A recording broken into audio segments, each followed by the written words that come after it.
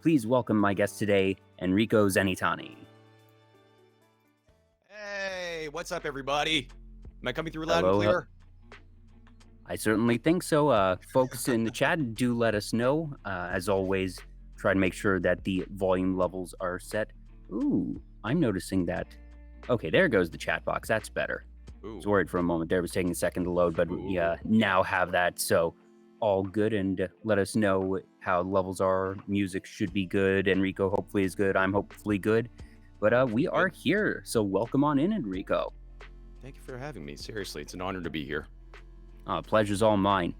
I'm sure most people in chat are already familiar with you, as I can tell from the many Enrico emotes that we're seeing here.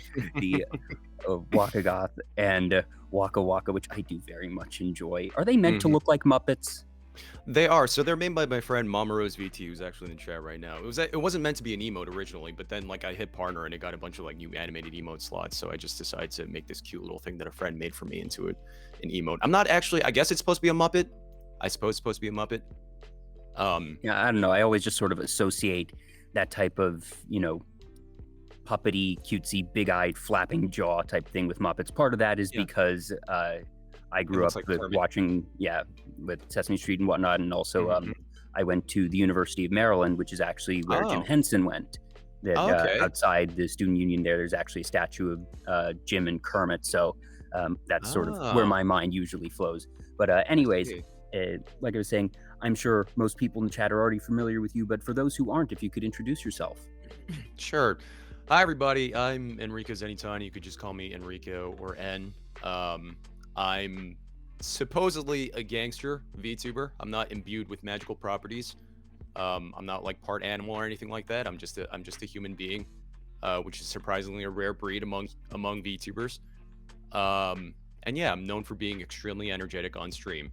Although I said this like up and down when you and I were talking to each other beforehand. Like this is probably going to be a more low key side of me, honestly, because like the things I want to talk about for an interview aren't exactly amenable to me being like super hyper on stream. And I want my community and some newcomers to get to know a different side of me from what they're used to. Yeah, that what you're saying is very much accurate to at least my initial impression. That we were discussing it earlier in the week, and I was introduced to you via a raid, and we're pretty sure that it was Irie, if memory serves. And, no, it's Pumpino. It's Pumpino. Sorry, Pumpino. Raid. That's right. Yeah. Pumpino. Thank you.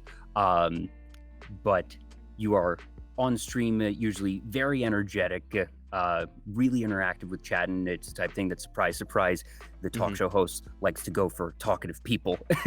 So that you definitely stood out to me from the beginning. But the more I got to know you and your content, I realized that you have certainly a spectrum of energy and how you present yourself, and that's one of the really cool things, that sometimes you're that hyper energetic broadcaster and showman, really, but you actually have your own podcast, and I wouldn't call it quite an interview show, but it's one where you speak with a guest every week, and that you're definitely a bit more low key. As we're going to get into, you are a writer, and your writing is really introspective, that you're a man of many faces, Enrico, and none of those are faces that you try to keep secret, but that you allow yourself to express yourself in different ways, in different venues. So I'm just happy to have you here, and however you feel most comfortable expressing yourself here today is what I want from you. So really glad to have you.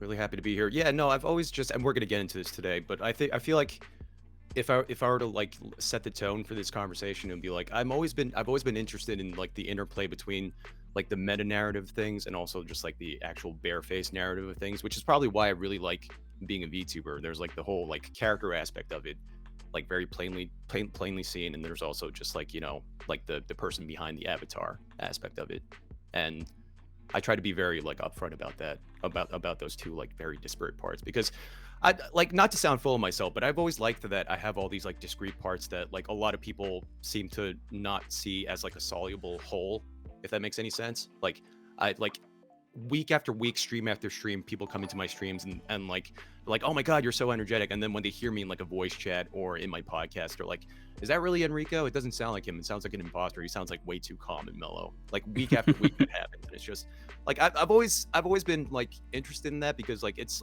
like my way of playing into the whole like my VTuber thing is just a character kind of aspect, which to a certain degree like all streamers go through, you know. Definitely. And I don't usually ask people about their characters, but while we're on this particular subject, the dawn of the Belly Shirt Mafia is something that it sort of raises an eyebrow of, like you said in your intro, that your character is a mafia boss. I would say that it's not something that you majorly lean into, but I'm curious to the flavoring of just, was there a particular reason that you landed on that, and particularly of the Belly Shirt Mafia, of all mafias to lead? Yeah. So it's kind of like it has a very storied history to it in a lot of ways, and it's kind of like, I'm gonna explain it, but it's like me in explaining it, it's kind of like explaining the kind of like a core like philosophy, for lack of a better word, or approach rather, for my streams. And that, like, so I got into the streaming thing kind of like dove in head first without any expectations. And I started off by having like a really crappy Vroid. And that's not to say, obviously, that's not to say that Vroids are crappy. I'm saying the one I made was crappy, because it was like, it took me like 10 minutes.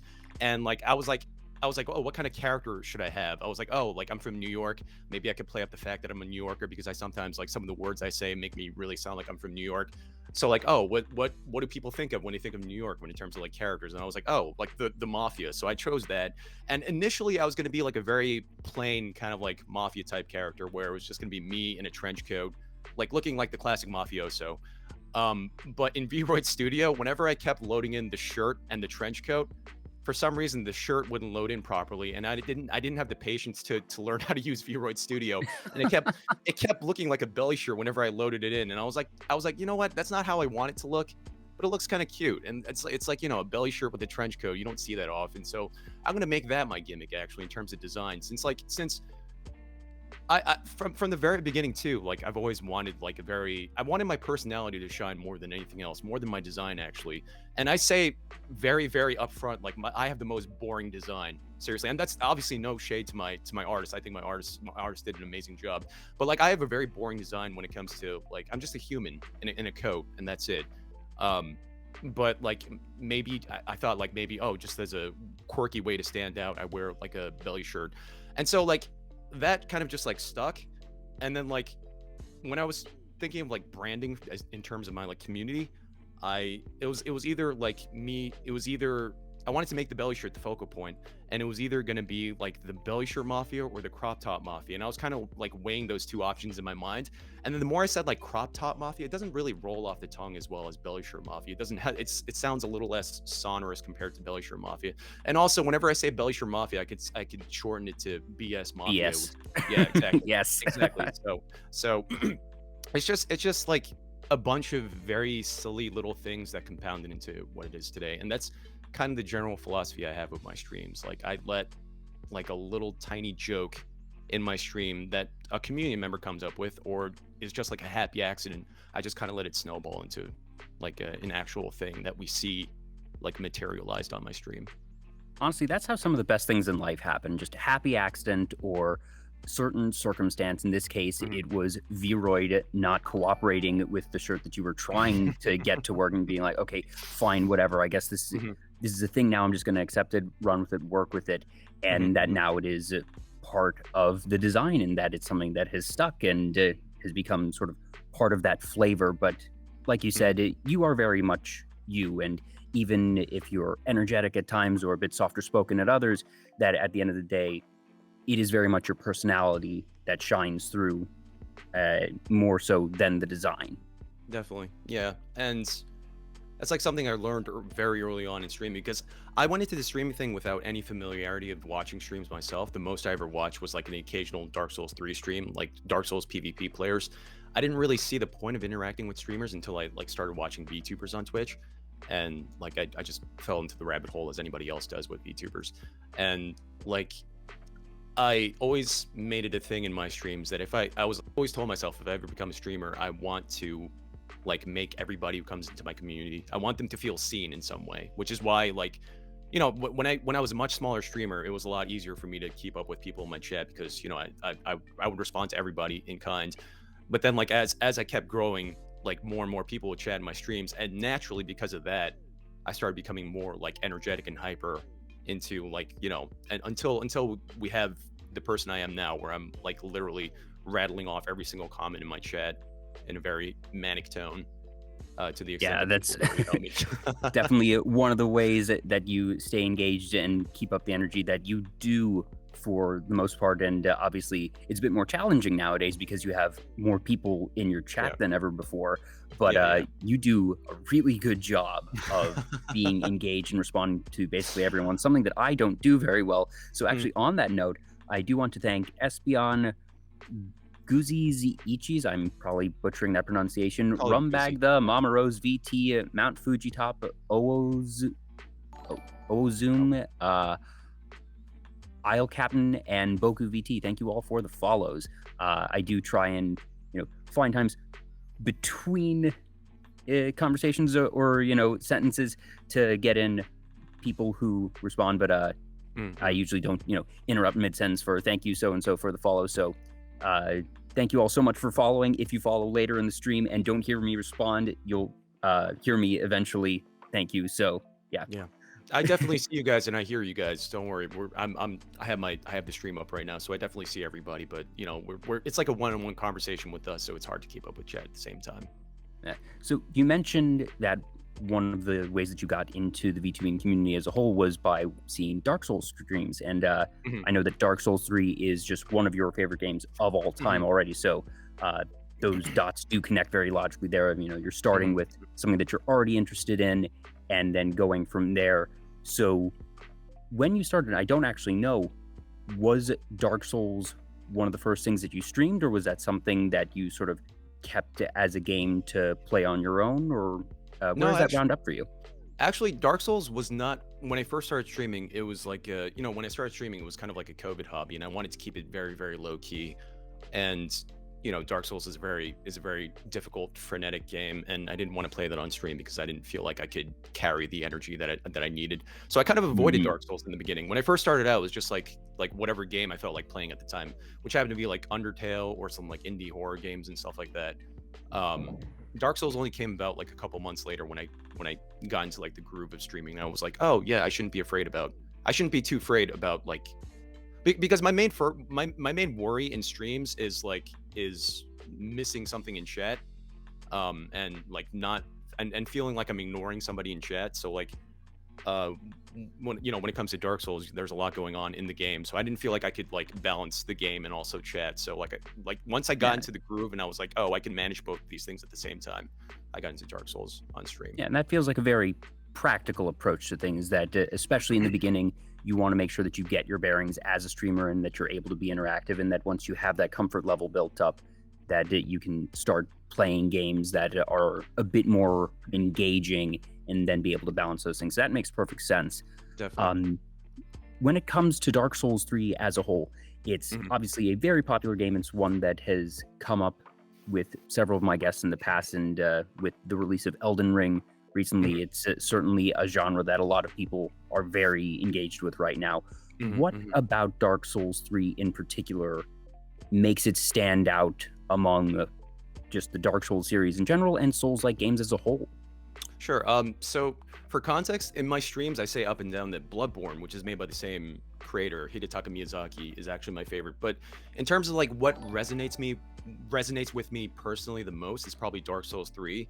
And this is gonna be a really long backstory of how I got into Dark Souls, because for context too, when Dark Souls 1 came out, I played Dark Souls 1 and like I got up to like Undead Burg, which is like right in the beginning, and I was like, this is boring, and I dropped it. I was like, I didn't enjoy it at all. And then it only wasn't until like Bloodborne came out on the PS4, like a year after Bloodborne came out, where I saw Bloodborne and I was like, this game looks super cool. I love the aesthetic, I love the art style, I love the music. So I played Bloodborne. I devoured that game, and it was a typical Souls experience where I played through it and I was like, I'm not particularly enjoying this, but like I really like the aesthetic, I really like the atmosphere, so I'm going to keep going.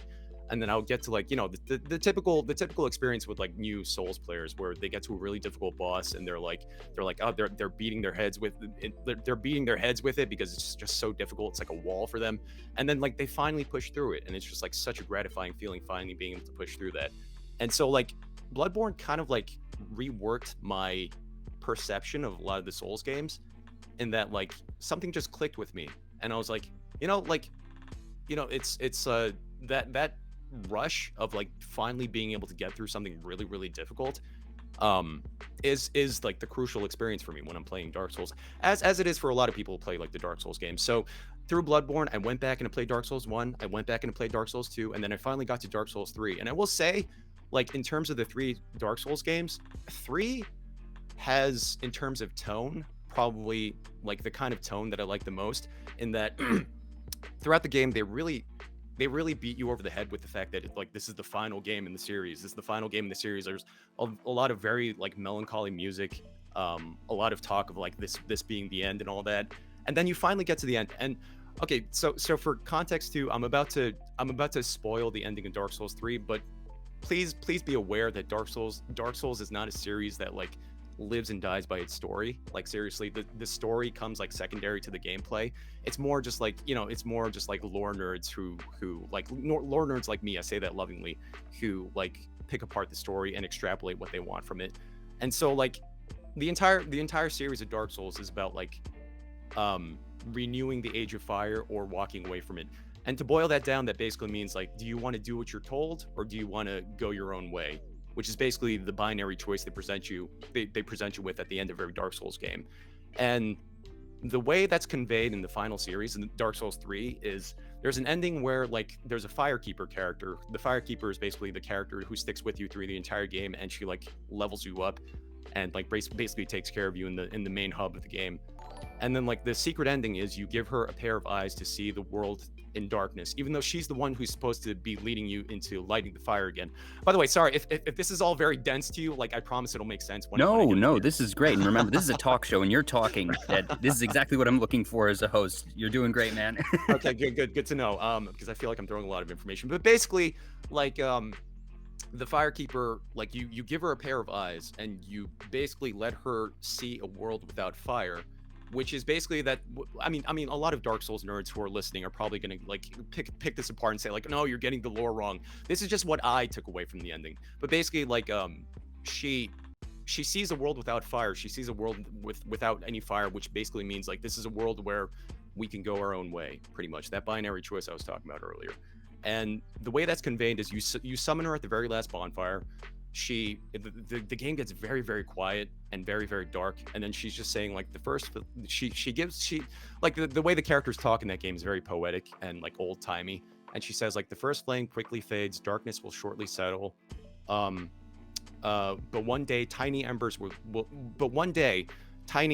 dance across the darkness like embers linked from Lords past. And then she says in like a very sorrowful tone, like, Ashen One, do you still hear my voice? And the screen is like pitch dark.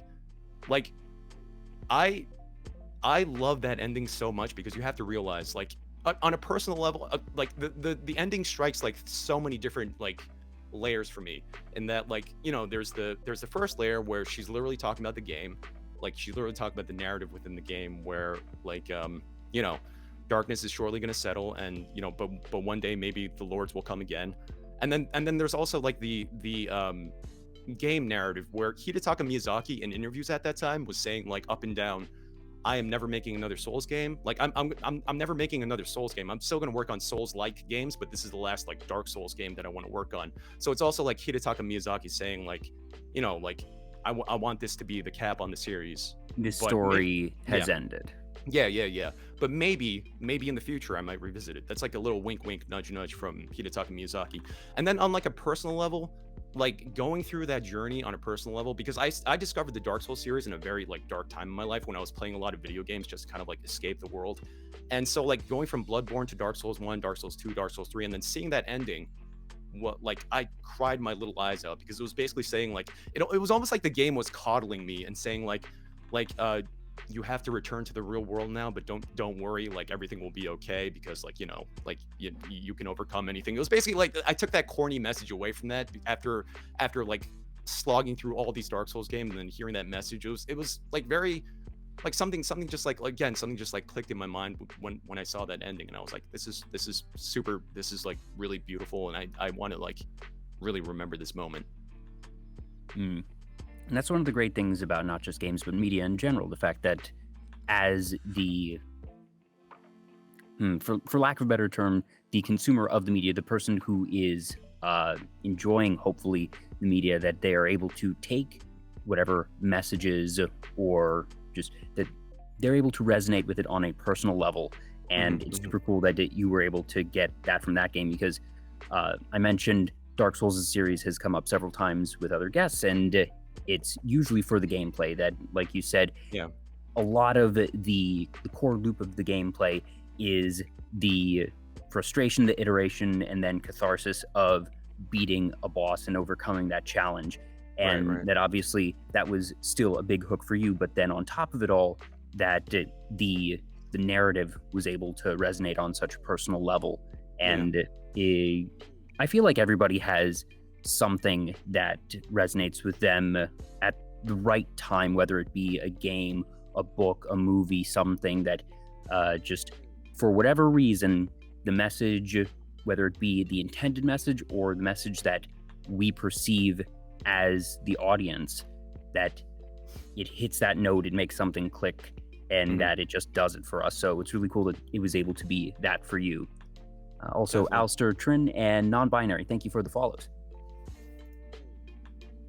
Also names I recognize, but yeah, the Dark Souls series is just like it, like and like I said, like Dark Souls 3 in terms of like tone too, it has like a very melancholy kind of edge to it that I really liked. I would say like a dorky confession for me to you guys is that like I find myself listening to the Dark Souls 3 soundtrack over and over again because I think it's just like so, I think it's just so beautiful. Like all the sounds are like all the songs are like these booming orchestral tracks that sound like a very epic, but also very like very sad at the same time, and it's just really it's like I said, it's just really beautiful. And it's definitely unsurprising to me that you find a connection with the soundtrack as well, because one thing that is very specific about games versus any other media that has a musical component is that when you're watching a movie, you're listening to the soundtrack of someone else's life, that you are hearing the music and the tone for whoever it is that is being portrayed on the screen. But when it comes to games, you're listening to the soundtrack of your life, that you is the character, that even if you know mentally, all right, I am not the character that is being portrayed, you are still going through the events of the game with the character on a much more personal level than the passive consumption of a movie. And for it to become that soundtrack to your life, that with the game being so impactful for you, it makes a lot of sense that even now that the music would continue to have that impact on you, because it's something that you very directly associate with the narrative and with the journey that you, like actual you, took throughout that game. Yeah, it's like especially specifically with Dark Souls 3, just as an example, like the music in that game, there's only music when you're doing boss fights in that game, and the music really sets the tone for the fight itself, obviously, but it also kind of like tells a story in and of itself. The thing I love about the Dark Souls series is that it has an approach to storytelling where it's like negative space storytelling, as a lot of people call it, where like the only bits of lore that you get are from item descriptions. So like I said before, you kind of have to extrapolate everything on your own. And one of the ways they do this too is with music. So like one of the boss fights, like the Abyss Watchers, for instance, is like this very sorrowful song, because like it's you're fighting these people who have been corrupted for so long, and you're kind of putting them out of their misery. And so like it like we might be getting into this throughout the entire interview, but it's just like I enjoy media where like you have to fill in your own blanks, where like they kind of leave a lot open to interpretation, and like you kind of fill in the own blanks with your own imagination. Like playing Dark Souls, it like sparks my imagination so much, and I feel so inspired by it to just like go off and write something based on just like a boss fight even. Yeah, and hopping around a little bit when it comes to your own writing, that I can definitely see a lot of parallels of, like you said, leaving gaps for the reader to be able to fill in things on Mhm. their own. And I guess you have a blog, actually, just it's enricozenitani.com, and Mhm. that on there you have published a whole bunch of short stories, and they're all about yourself. And the best way that I can sort of classify them after having read all of them is that it's a pseudo memoir, that Mhm. it is all in first person experiences about yourself told in the past tense, that they are Mhm. memories, they're reflections, Mhm. Mhm. but they are also done in such a way that keeps them encapsulated, but each story is a different point. Mhm. And as you read through the stories, the points start to fill in the gaps of each other and start to create, if you were to think of a graph almost, that you can see a line, you can begin Yeah. to see a flow, Yeah. Yeah. and Yeah. for lack of a better word, world building, essentially, of learning these different things about you, your past. And it's all done in a way that is uh, not overly specific, Mhm. but very specific in certain places. That Definitely. eh, I realize that probably sounds a bit confusing, especially for folks who haven't read it. But like I said, it feels a bit like a memoir, essentially, Yeah. of you Yeah. really reflecting on past experiences and knowing how you enjoy Dark Souls, and that, like you said, sort of almost melancholic writing with that type of Mhm. openness Mhm. is So definitely something that yeah. reflects in your own writing. Definitely. So, like, yeah, that's extremely that's a very good way of putting it, actually. Where, like, you said pseudo memoir, where so my so for context for everybody, because I haven't told this to anybody too. For context, like I haven't said this out loud, at least. I'm sure I said this to, like, friends individually, but um I started that blog because in my free time in real life I like to write in my free time. And I noticed, because, once you become a streamer, like at least in my experience with a lot of people I've talked to, once you become a streamer, like your time management kind of goes out the window. Um and that was definitely the case with me, where once I became a streamer, I didn't really have time to write as much as I wanted to. And I felt really bad about that. So, like, I thought, like, when I first became a VTuber, I had this big project in my mind where I was like, I'm gonna write a 6,000 word short story about my lore, just as a little project to myself and also a way to market myself. But that never actually came to fruition, if only because I just didn't have the time for it. It's kind of a huge commitment, obviously, writing a 6,000 word short story, and I just did not have the time for that at all. So I thought, like, so I was trying to find a way to, like, rework that. So eventually I got to a point where I was like, why don't I write just, like, little bits of micro fiction? And, like, so I started that blog, and, like, basically my approach to that blog is, like, whenever I have an idea, um, like, for example, one of the short story ideas was I was going for a walk. I saw someone, like, looking into a construction site, and I was like, oh, what if I just talked about that for a couple of paragraphs? So, like, whatever idea comes to my mind, but it's all meant to be part of, there is an agenda to my writing on my blog, where I'm trying to, like, fill in the gaps of my VTuber lore, pretty much. And, like, trying to, like, not in, like, in a very piecemeal way, like bit by bit, trying to let people know my backstory and how I became Enrico, pretty much, as a character. And, like, as you said, it's like a pseudo memoir, because I take some certain parts. So my approach to every single piece on that blog is basically I take, like, a little bit of something that happened in my real life, or sometimes all of it, and then I pretty much just, like, embellish to make it fit the narrative of this character, who's like a mafioso who's on the lam, pretty much. And, like, for example, one of the ways I pretty much, like, took it, like, wholesale from an experience I had in real life was, like, there's one of my blog entries where I talk about my grandfather, who's like my biggest inspiration in life, actually. um and it's just like me, as a kid, walking into my grandfather writing something, and I watch him writing something, and I'm just, like, in awe of him, just, like, quietly writing something. And, like, pretty much that is, like, there's nothing about that wouldn't work with like a VTuber character, so I just decided to work that into a blog. So I've always just been interested in that, like I said before, I've always just been interested in that interplay between like the meta narrative and the actual narrative, what's actually happening in the story.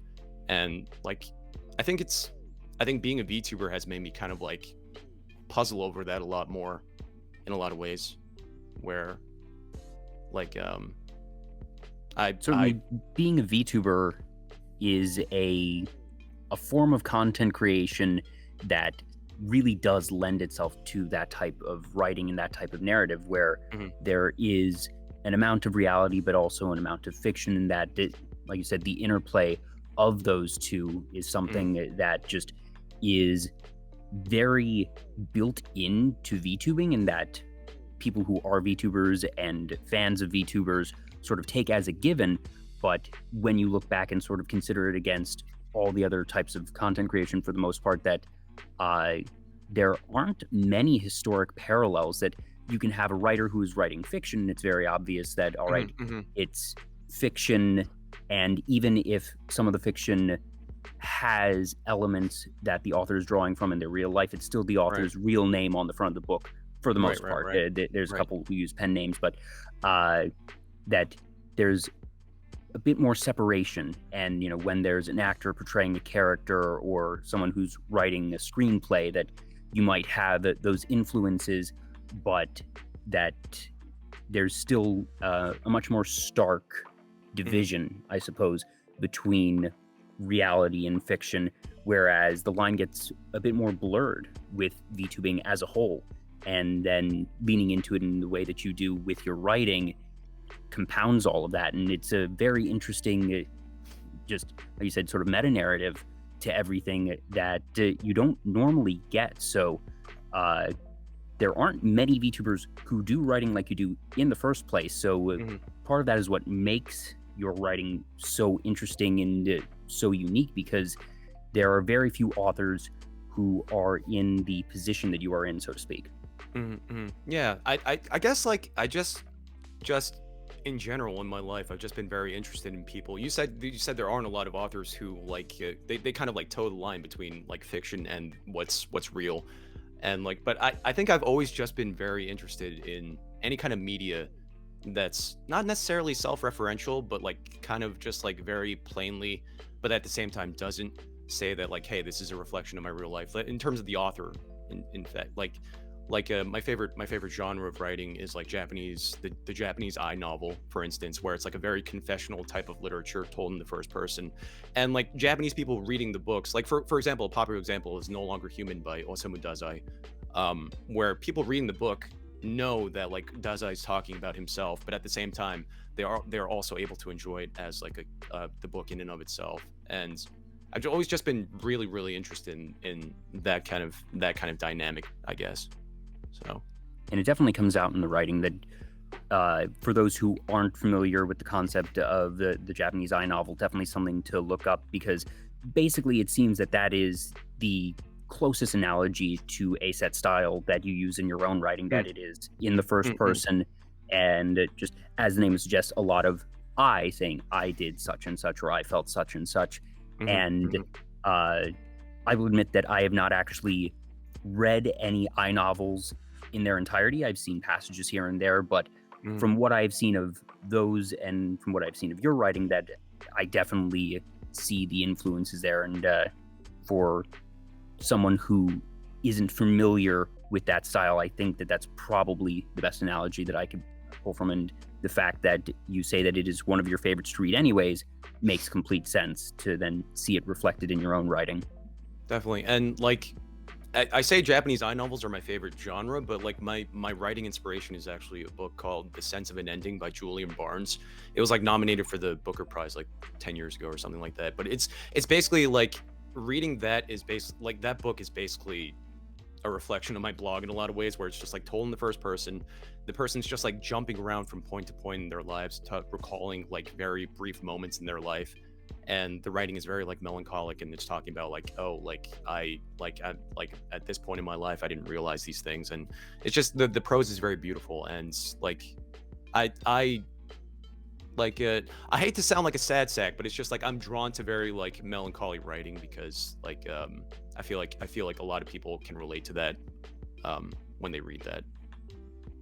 And just there's a reason that a lot of people read and write those types of stories because it's relatable and that it's something that everyone feels a bit melancholy in their own life at times. That even the happiest person in the world is gonna have ups and downs. And one of the things that I suppose I feel about writing in general is that authors write their best when they write comfortably. And as we've mentioned, you can be super energetic at certain times, a bit more soft-spoken than others, but when it comes to writing, it's clear that that is your comfort zone, and it is where you feel you're able to express yourself best because there's a lot of depth and a lot of substance, I feel, to the writing that you have these, short stories, and similar to the book that you mentioned, where it seems like a lot of disjointed parts to the narrative that is once again very good parallel to what you have on your blog, where it is all those different points that then create a line as you read more and more and start connecting things that is Right. I read it in chronological order, so went back to the very first one and worked my way towards the most recent short story, which is called Spiral. No relation whatsoever to the Junji Ito Spiral. But it was the type of thing that for the first couple stories I found was like, all right, this is a little bit difficult to parse, but as I acclimated to your style and then started getting those additional data points, so to speak, that the reading became easier and easier, and I found myself becoming more and more engaged. So it was a very fun read on my part. I don't actually get to do that type of reading as part of my show prep for many of my guests in general, so it was a bit of a different thing there, but also to read something that, at least for me, is outside my wheelhouse was a really fun experience. And it's very clear that style of writing is very meaningful to you as an author and as a reader. I definitely appreciate you going through that. And like when you described it, like just before when you were talking about like my writing in terms of like drawing that line, like each piece fits together and then you draw a line. That's exactly how I want to approach it too. So I'm really glad I was able to get that through with the approach I took. When you do that type of writing, is it more spontaneous that when either a memory or an idea occurs to you that is the time to write, or have you been trying perhaps to do a more structured thing of I want to publish something once every couple weeks and I will sit down and wait until an idea occurs to make sure that I get that done, or is it a combination of both? Here's the thing. When it first started out, I was actually the first few entries, like I was actually rattling them off like day after day. It was like the first day I made the blog, I wrote one, the next day I wrote one, the next day after that I wrote one. So I was like, oh yeah, I'm gonna be able to keep this up. But then like with a lot of things, like in terms of my time management ability, like that kind of went out. I don't even think that's time management. I think that's projects in general, that when you have that spark of inspiration, you start off real strong, and then things ebb and flow, especially given, either scheduling or just inspiration, or, sometimes it's time management. But in your defense, and in streamers' defense in general, that people say they have bad time management. I think it's just that when you get into streaming, you're taking on a lot of things, that you're taking on not just the time of hitting go live, but all the prep time of, your overlays, any time that you put into promotion, be it on Twitter or other social media, interacting with the community. That I think streamers actually are very good at time management. It's just that when you get into streaming, you take on a lot of time commitment. So it's very natural that the amount of time you can invest in something that is non-vital or a side project is naturally going to be diminished, just because you're putting that time into all these other things. But the fact that you are continuing to stay active as a VTuber, as a content creator, shows that you do have good time management. Definitely. I guess it's just like the whole, like, for lack of a better word, like self-employed aspect of being a content creator, where you don't have a set schedule, like inherently, that like a lot of stuff feels like it falls by the wayside and it could be structured better. But that's a very good way of putting it. Actually, maybe we do actually have a good sense of time management. But I will say, yeah, to answer your question before, like it's more spontaneous now, where like I just get a spark of inspiration. I'm like, oh, I want to write about this theme that I want to get across to somebody. Or like literally like the last two actually, I was like, with the entries in my blog, I add those like those silly little doodles that I make in Clip Studio Paint just for fun. Like lately for inspiration is I just doodle something very absent-mindedly in Clip Studio Paint, and I'm like, oh, like this looks passable, and I'll make a short story based on whatever I think this looks like, pretty much. So like it's more part, I mean, obviously part, I'm not, it's not like I'm not taking my writing seriously, but a lot of the time too, it's like me forcing myself to write just to kind of be a little more disciplined with my writing, because I just feel like I could be I just feel like I could be a little more proactive with that. And especially since I'm a VTuber, I like my writing has come secondary to my streaming nowadays. So I try to make up for it with writing with intention. Yeah, and different writers approach writing in different ways, and every different approach is valid. That some people feel, all right, having a structure or a schedule and saying, all right, I'm going to write something no matter what is the best way to keep themselves active. Others say, all right, I'm only going to write if it's something that I'm really satisfied with and that I really want to do. And that in your case, that you take the latter approach. And like I said, that's an entirely valid method to use. And it's really about whatever you feel is best, because at the end of the day, you're the one putting that out into the world. And if it's something that you don't feel is something that you are going to be satisfied with, or that isn't up to your standard, that you're probably not going to want to do that. And that I completely understand where you're coming from in terms of saying, all right, at the beginning, you usually start projects because you have this buildup of creative inspiration or energy, and that, you started off with a couple of stories back to back to back, but now it's letting them flow naturally. But that means that they fit in, because even at the beginning, when it was back to back to back, that was natural then. Yeah, definitely. That was natural then, and now I'm just kind of letting it like flow from me whenever I'm in the moment, which I guess is like a general. I hesitate to call myself an artist, but I guess it's like a general like artist thing, I suppose.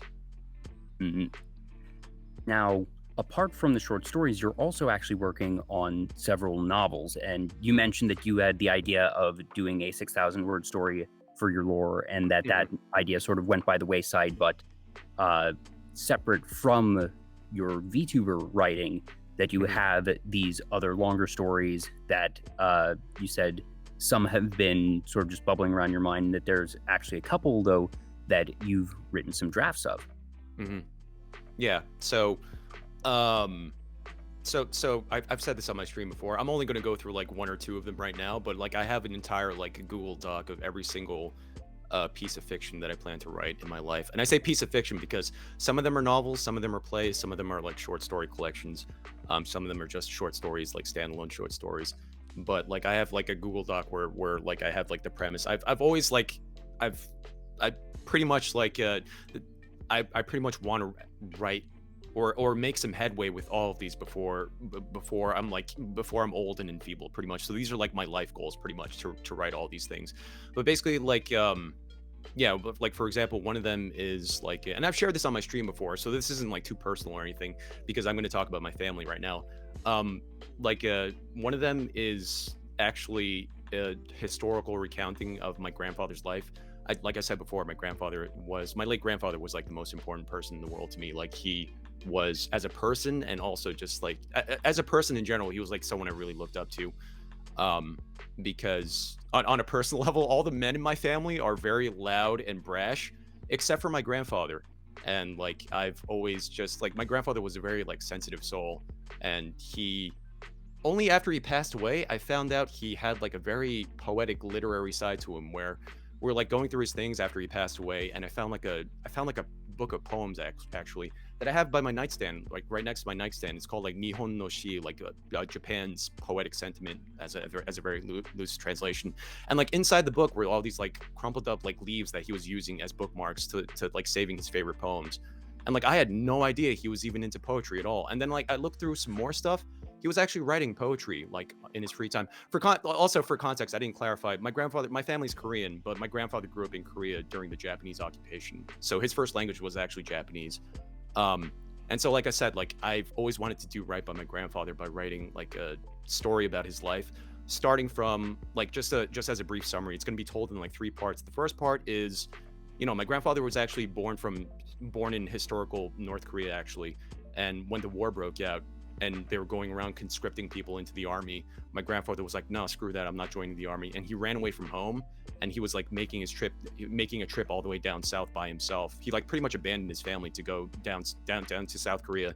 And like along that journey, he was like sleeping in bushes. He was like hiding from the military in order to not get caught and stuff. And then once he finally got to South Korea, like pretty much he like a lot of the South Koreans thought he was like a North Korean spy, so he was like tortured and stuff. He went through a lot, my grandfather.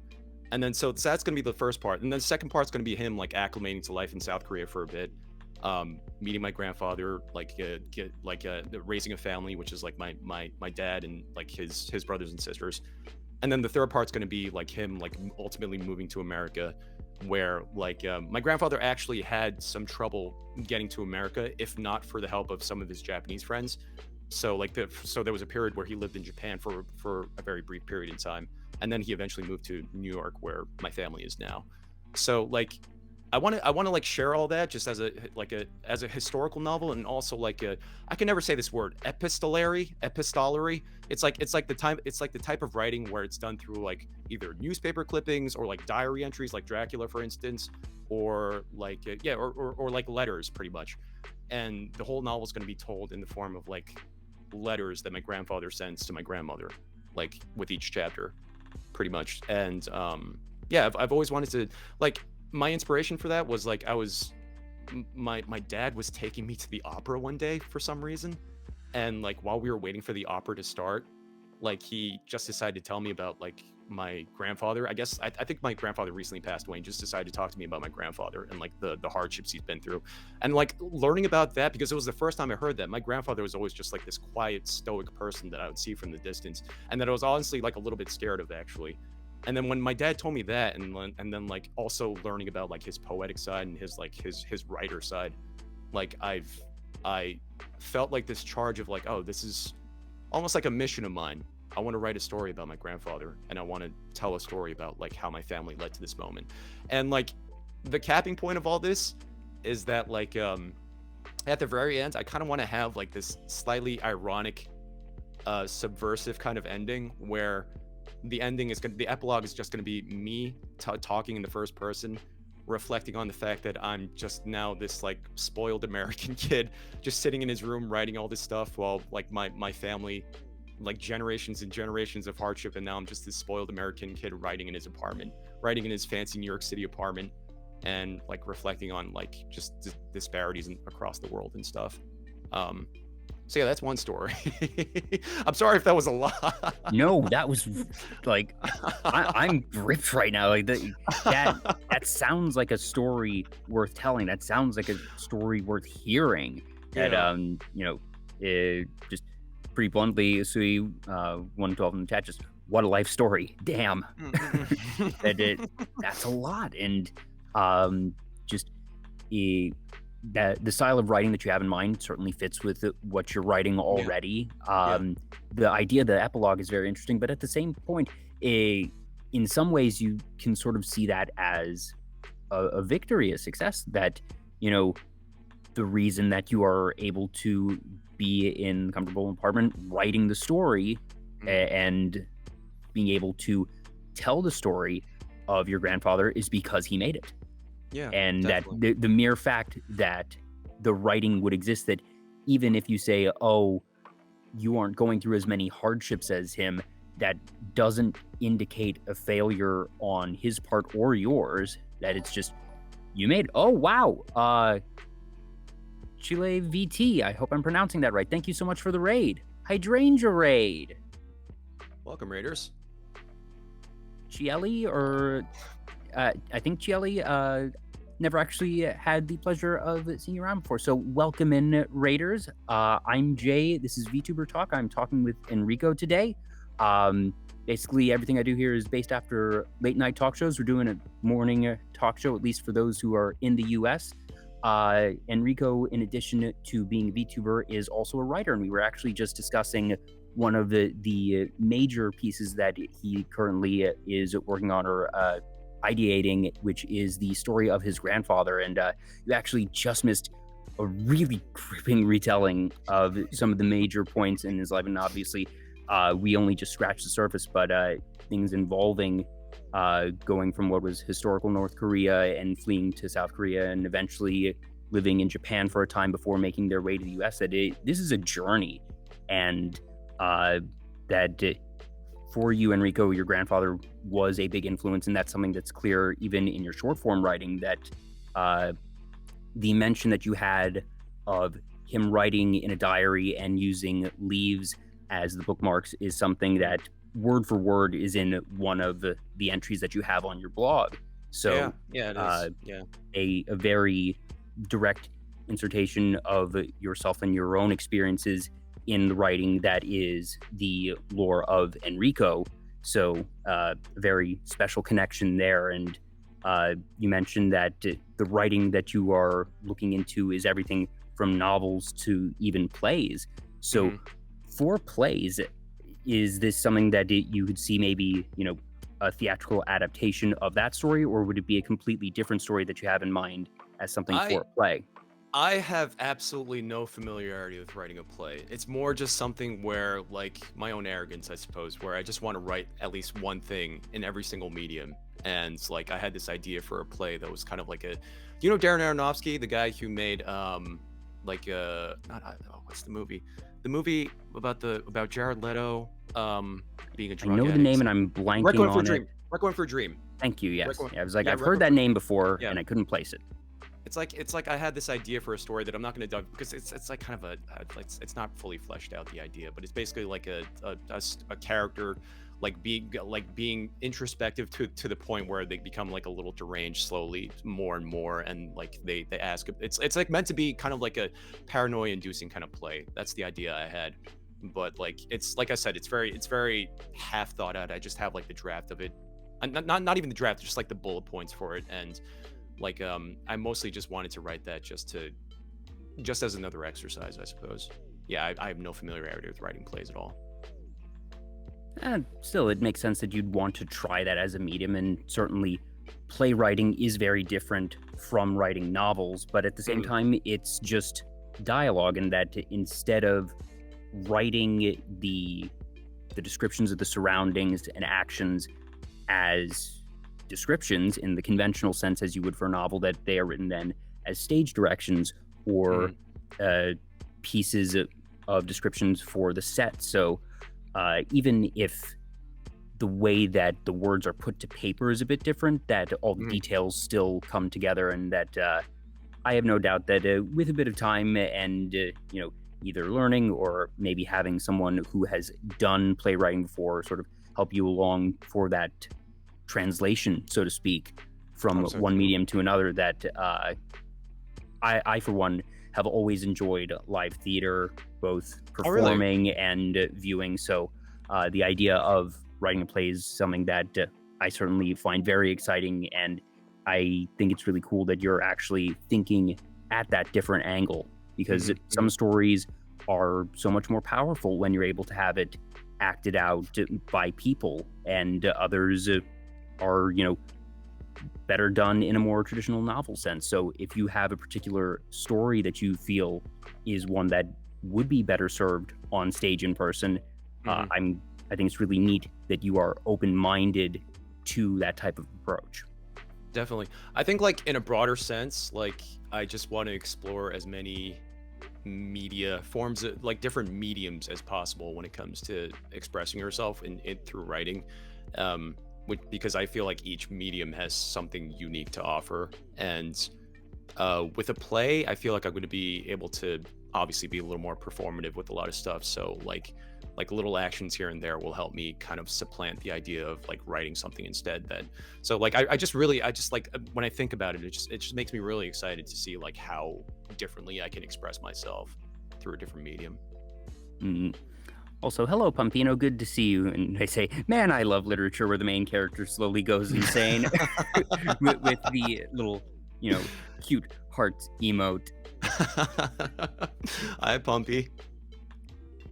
Hello, indeed. I don't know if you were here earlier, but Enrico recalled that you were the one that actually raided me into his stream for the first time. So you are partially responsible for today's show. So thank you.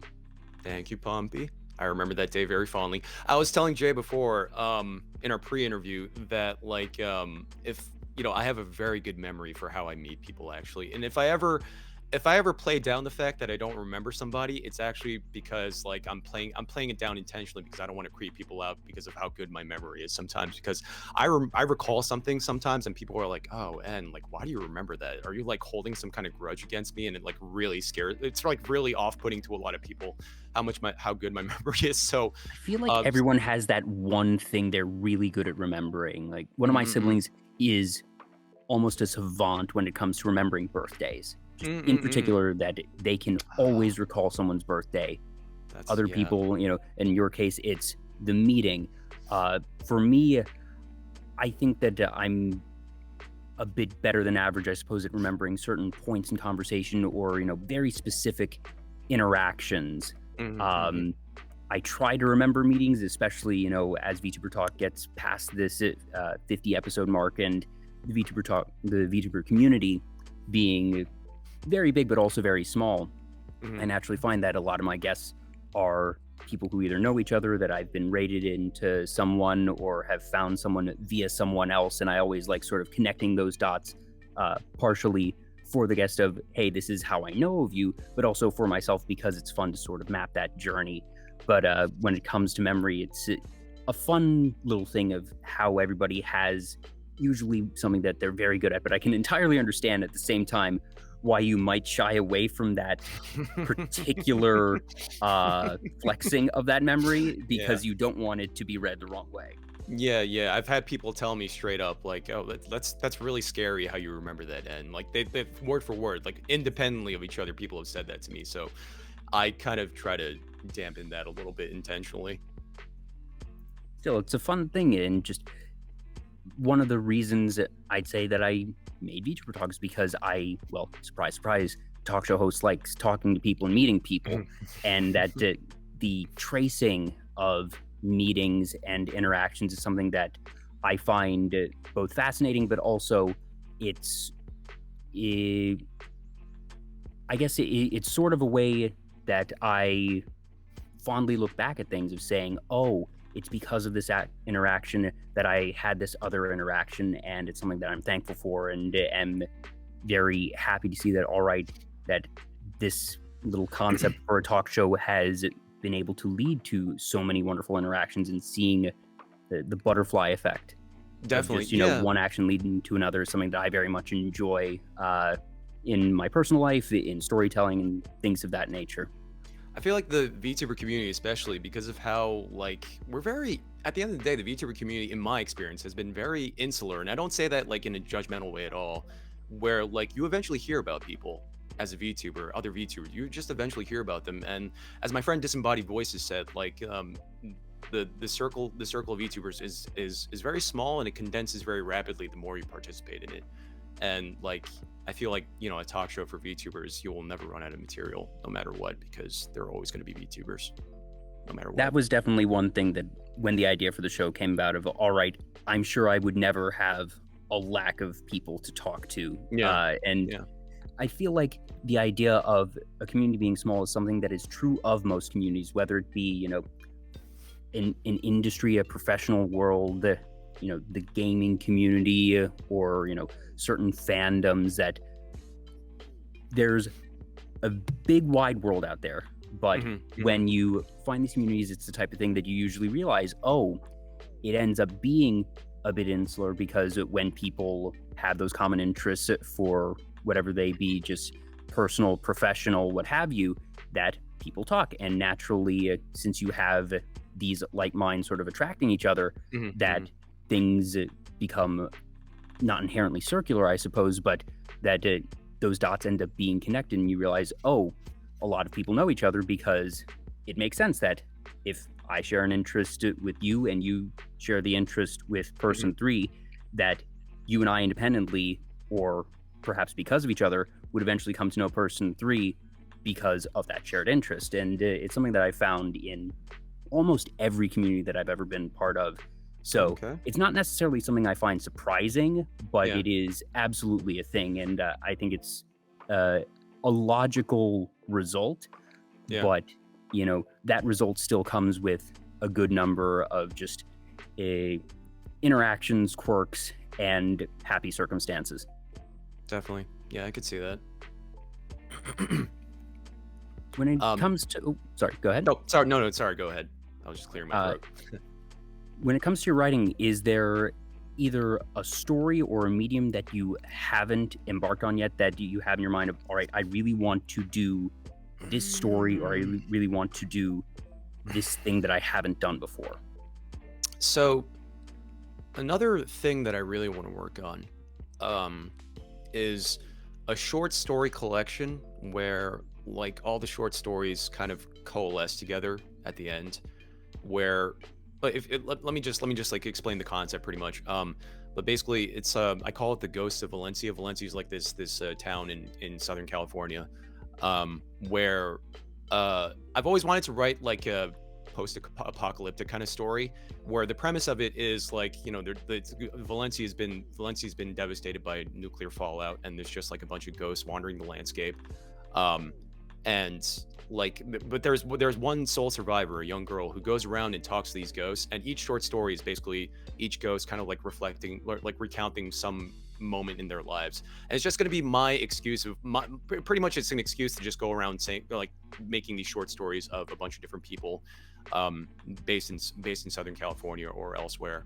And like, I'm like very intimidated to start that because like it's a topic just like I didn't say this about the story about my grandfather either. It's just like I like, I base a lot of that story on his life, but at the same time there's going to be a lot of embellishing, because there's just some stuff that I'm going to only be able to not match with his life, but I'm going to match with history in the sense that like it's not going to be factual to his life. It's just going to be something that I read in history and have to like kind of fill in the pieces myself, since my grandfather's not around to fill in the pieces himself.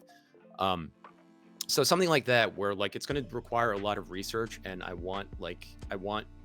basically want to like, speaking very bluntly, I'm like skirting around this, but speaking very bluntly, each story is going to be kind of like a fictional, almost fictional recounting of someone I've met in my life, where I kind of extrapolate a lot from that brief encounter we had and certain aspects of their identity and their upbringing to kind of like make a story out of. I do this with a lot of people, actually.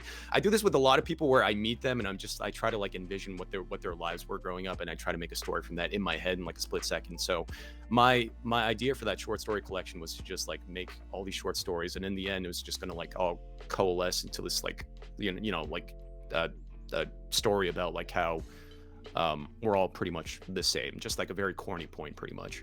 Yeah. That's a really cool concept, because you say it sounds strange and complex, and I hear that and I think actually it's very simple, because what you just described, at least from what I'm getting, is exactly what you have in your blog and the type of storytelling we described earlier, of individual points that connect to each other over time, but instead of the points all being about you, that every point is a different person. But the essential style of each story is still consistent with that other writing that you've done, but it's the vantage point that is different, and the concept of it being a different vantage point with each story is something that it's something that has been done before, because everything's been done before, but it is not something that is done commonly.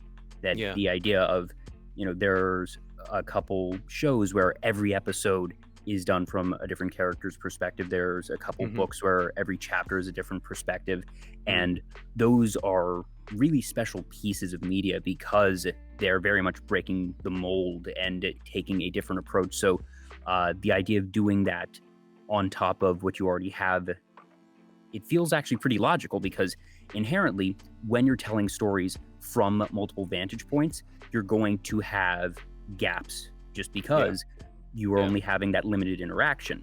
So I think that lends itself to the style of writing where you're already working with gaps in the story because it's built to end in such a way that each piece fills in the gaps of the other. So I think that it's actually a pretty logical connection there, and it's not something that you would necessarily think of intuitively, but I think at the end of the day, that's something that is a very feasible, frankly, type of storytelling, because it helps support itself in that matter. Yeah. It's more just like the logistical aspect of it, where like I've actually tried I've tried, this is one of the few that I've actually tried like writing already, and just getting it off the ground is so difficult because just like figuring out the tone for each story, figuring out the the type of narrative that I want to give off, because I kind of want to make each story like obviously unique to the character that I'm talking about. And it's just like not to pat myself on the back, but it's just like it's really ambitious, and it's going to take a lot of time getting It's there. a lot, and especially if you want to have not necessarily one-to-one historical representations, but if you want to base it off of people that you actually know, that this isn't just, all right, I am creating this narrative from scratch, and being able to say, all right, I can have it be whatever I want. I can have each character be whoever I want to fit the end game of this narrative, that you're actually trying to take real people, or at least real influences from people, and have it fit together. And that's a much more complex puzzle. Definitely. Yeah, definitely. Still an ambitious one to be sure, but a fun one. That sounds like something that I'd want to read. And I say this in as positive a manner as I can, that's a really artsy thing. It's a really cool, different artsy thing. And just those are the types of stories that stick out because they are so unusual and because they are so ambitious. Yeah, and it's like a far departure from what I usually write because, like I said, I'm Korean, and like for some reason, a lot of the stories I write, I end up writing, I say for some reason what I end up writing as if it's like not an intentional thing, because like I am the type of person who writes when I'm in a certain mood, and I usually find that I write about my own identity, my Korean upbringing, my Korean American upbringing specifically, because that's very disparate. That's very discrete from like a Korean upbringing, obviously. And like I usually find that I write about that first and foremost, but with this one, it's going to be just me talking about other people for once. For once, it's not going to be like a full reflection of me, like myself as a person, which is like another aspect of it that makes it very daunting for me. So one thing that sort of just occurred to me, when we spoke earlier in the week, you mentioned that one of your favorite anime is a show called Mushishi. And Mushishi is a show that I have not seen in its entirety. I've seen a couple disjointed episodes, so please do correct me if I'm wrong in my impression of the overall series. But from what I've seen, Mushishi is a show that follows, you have this main character who is a spirit medium, or something of trying to find the right phrase here, somebody who helps guide spirits to peace. And that the episodes are stories of different people who are having problems with spirits in one way or another.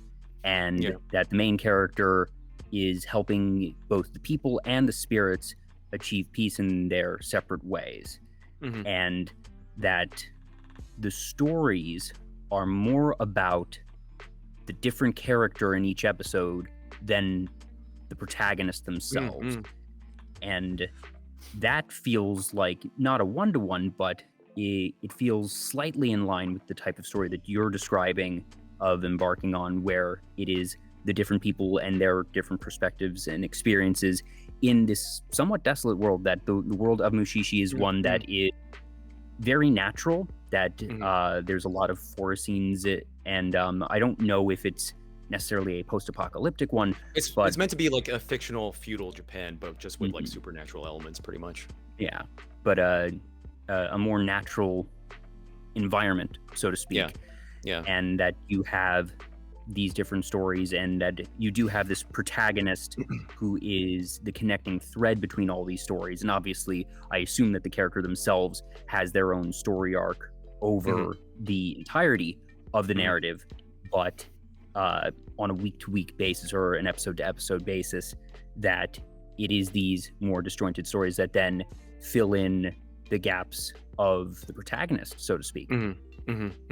So yeah, that's yeah. You pretty much have like broad strokes of what the story is. It's like not necessarily spirits, and in the in-show lore, they're like primordial beings. They're before. They're like the most basest of organisms, pretty much, the Mushishi, which mushi means like bug in Japanese. So they're kind of like primordial bugs, pretty much, but they're very like ethereal beings at the same time. So like they might as well be spirits too. But like basically, yeah, each episode grapples with like a different type of mushi, and it's pretty much like I'm not going to spoil like what goes on in each episode because I find each episode very special, but like for me it's like a show about like grappling with things that are out of your control each and every episode, and like it could get very uplifting, it could get very bleak, and the show doesn't have some kind of like moral agenda to it. It's more just like saying like this is life and it is what it is, like, and we just kind of have to like not necessarily accept it, but we just have to observe and see what it means in relation to our own lives. And I just find that very beautiful. And obviously like the art style in the show is very beautiful too, and like the music, and like just like with what I was talking about before, whenever I was fighting a boss in Dark Souls, there are some episodes of Mushishi where like you fill in the gaps yourself with the when it comes time to the end and it's kind of like wrapping up, you kind of fill in the gaps yourself, and like through that I'm kind of like I get so inspired to write something, and it's happened like more than once and I could bring up like so many examples actually of how that's happened in like stories that I've written. But like it's happened so many times where I'm watching an episode and like the show kind of like traffics in that headspace where it's like they don't tell you very bluntly what's going on, but you could kind of observe what's going on and on like an intuitive level kind of understand what's happening. And I find that kind of like headspace like so beautiful actually, because like you're not saying anything, it's like the perfect expression of like show don't tell, pretty much. And like as I'm watching it, I'm moved, but I can't explain why I'm moved, if that makes any sense. Yeah, it's almost a mystery in the sense that you are not given all the information, but by the end of it, that the show has given you enough information that you can connect those dots and figure out, oh, this is what's going on, and that you have that moment of discovery, which is always gratifying as a viewer, even if it's all right, I didn't figure it out, and then the show might do something a bit heavy-handed of, here's what's going on, but like you said, show don't tell, and that even if it's very, very obvious, that on some level you still had to connect those pieces, even if the pieces were placed right next to each other for you. And that one, it's a gratifying experience in that very visceral sense, but that it becomes a discovery for yourself, and being able to experience stories in that way is a very fun one, especially when you have, as you were saying, all these different interactions and stories, and that they are, because the few episodes I've seen were very beautiful, that they're very the word melancholy is one that I feel like is going to get used a fair bit today, but that's a series, while I haven't seen all of it, I know a lot of people swear by it, that I don't know if I've ever heard someone say, oh, I've seen all of Mushishi and I didn't like it. Yeah. You'd have to be very hard pressed to find someone like that, because like even if you don't personally vibe with it, you have to admit it's like a very monumental achievement. And also, like, I want to say on a personal level too, I'm pretty sure the original author of Mushishi wrote the original author of the manga who wrote the manga like of Mushishi, like they wrote it when they were only in like their early 20s. So like recounting that too, making such like a exquisite work of art that is like so subtle and so beautiful and like hits so many notes at the same time when you're at such a young age. Like I want to, if I could achieve something like that, like I would honestly die happy, because like seriously, I think it's just a great achievement.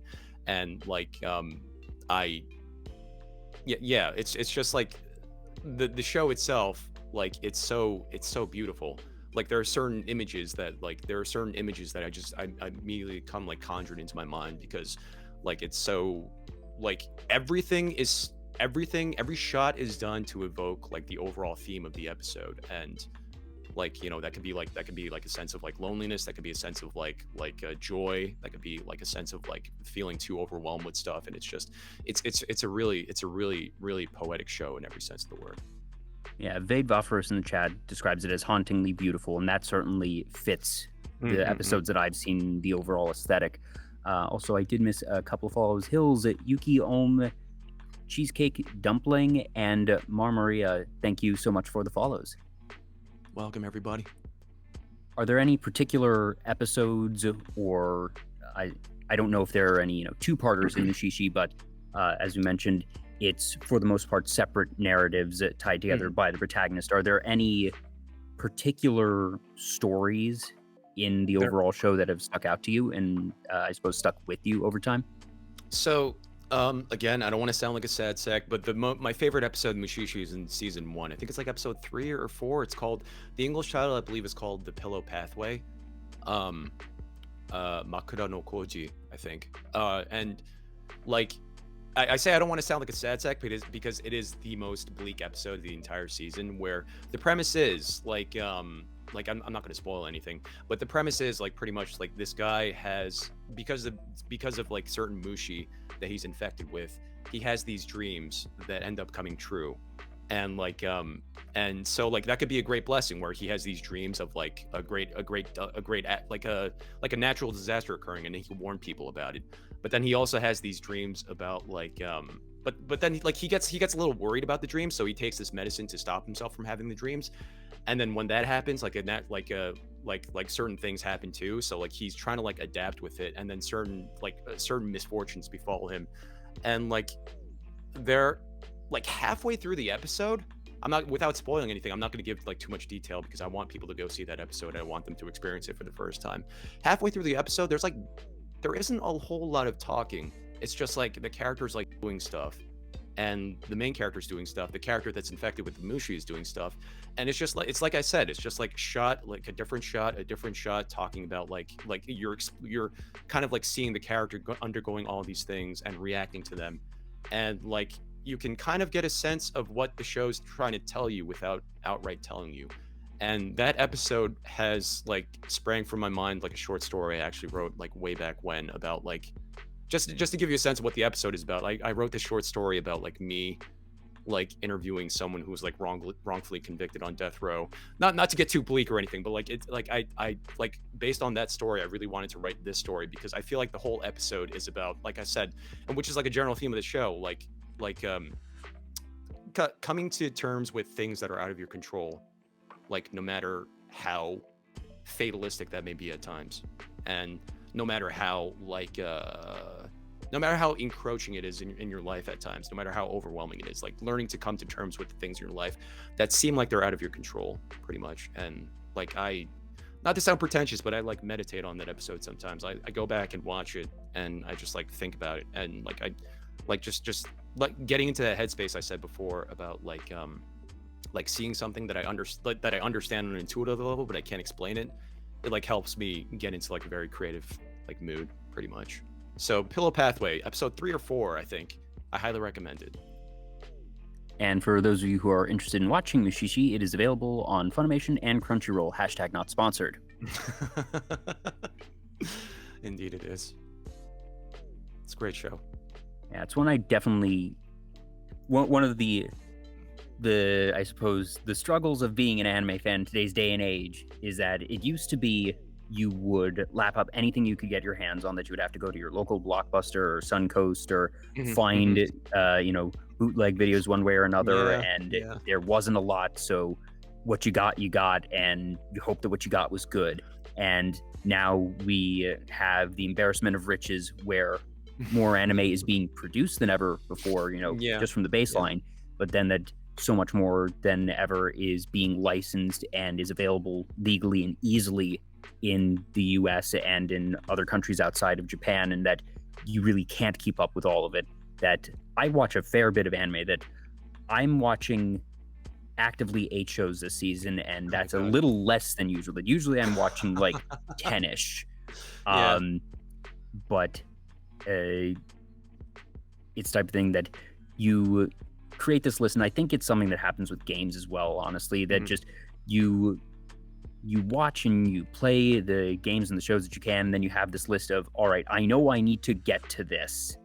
And it's a list that even if you slowly work away at it and eventually do get to things, that it's not a list that entirely languishes, but that for every item on that list that you cross off, two more get added. It's like my video game backlog, my watch list of things. It's just it's never ending. You just have so many options nowadays. It's a little suffocating. Yeah. It is, but it's also nice that we're able to have those options, and that creators are able to get those things out in the world. That from a sheer creative standpoint, the mere fact that streaming and VTubing exists is something that is so huge and would not be possible if you rewind the clocks even 15, 20 years. Same thing for streaming. That I know that Netflix, Amazon, Disney, that there's so many different services and whatnot, and it's a bit difficult to keep up, and it's a bit annoying. Okay, if I want to watch something and one place that I need to pay for that. But for creatives, this is a revolution. This is a renaissance, because it used to be that if you wanted to get into a theater, you needed to get in with a very large company, your Paramount, your 20th Century, something like that. And if you wanted to get on broadcast, there's literally only a certain number of hours in the day that can be broadcast. Well, there's 24 hours in a day, and there's 7 days in a week, and there's however many channels that are, supported on cable back in the day. So there is a literal cap on how much new media could get out there, and that's assuming that every hour of the day is premiering something for the first time, that there's no reruns, there's no infomercials, nothing, which obviously isn't the case. True. Yeah. So there was just a simple cap on the number of stories that could get out into the world. But now when you have streaming, Netflix, Amazon, what have you, that it doesn't matter, because you aren't constrained to a broadcast schedule. So they can upload as many different things, and that it means that the number of creatives that are able to get their stories out into the world is now, I won't say inherently limitless, because there is still a certain cost to the creation of all this, but you're no longer constrained by broadcast hours in a day and having to fight for different time slots, or having to worry about, okay, 6 hours of the day is taken up by reruns, 2 hours of the night is taken up by infomercials and what have you. So and then streaming on top of that, to the fact where literally anyone can hit go live and be able to put their own creative just spin out in the world, whether it be YouTube, Twitch, what have you. That it's something that's very exciting, and this has come up with a couple of my past guests, but it's like we've said, you're no longer able to keep up with everything.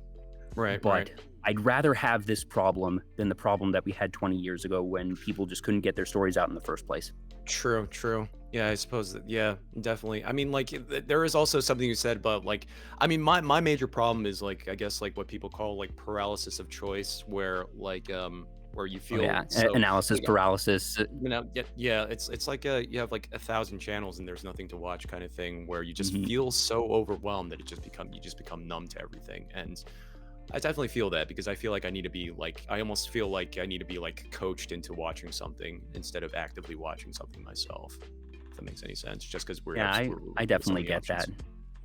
I spend a lot of time thinking about, okay, what do I want to watch even before I watch it, because I know I have so many options, and it's like, all right, well, I want to use the time wisely, because I know I can't watch everything, so I need to be a bit more judicious about what I do watch. But then in doing so, I'm spending the amount of time that I could be watching an episode deciding which episode to watch. Absolutely. It's like, I saw this meme on Twitter where someone was like, I mean, they were talking about it in the context of like having ADHD, which I don't have ADHD, to be clear, but like, I think like a lot of people can relate to this, where they said something along the lines of like, I can't eat my food until I find the perfect YouTube clip, where like I can't like, where like I have to like turn something, like I feel like I need to consume like media so often that like I feel like I need to watch something while I'm eating something in order to like, you know, fill in that time just to catch up with everything. At least that's like my takeaway with of that tweet, and I kind of like resonated with that super hard. Yeah, I definitely get that, and that it would not be inaccurate to say that I definitely watch something while eating the vast majority of the time. I don't know if for me it's because I feel the compulsion that I need to continue seeing things at all times, as much as I'm a guy in his 20s who lives in a studio apartment on his own and would rather, have something a bit engaging since there's not someone always to share the meal with. But at the same time, food tastes better when there's some type of stimulation, whether it be good conversation across the table or a good clip to watch on YouTube. I get you. Yeah, absolutely. I agree.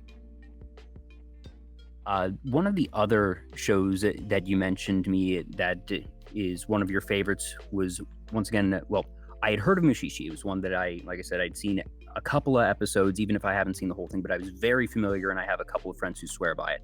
The other show was one that I just hadn't heard of at all, and it's called Haibane Renmei, and I actually took the time to watch the first 6 episodes of this show.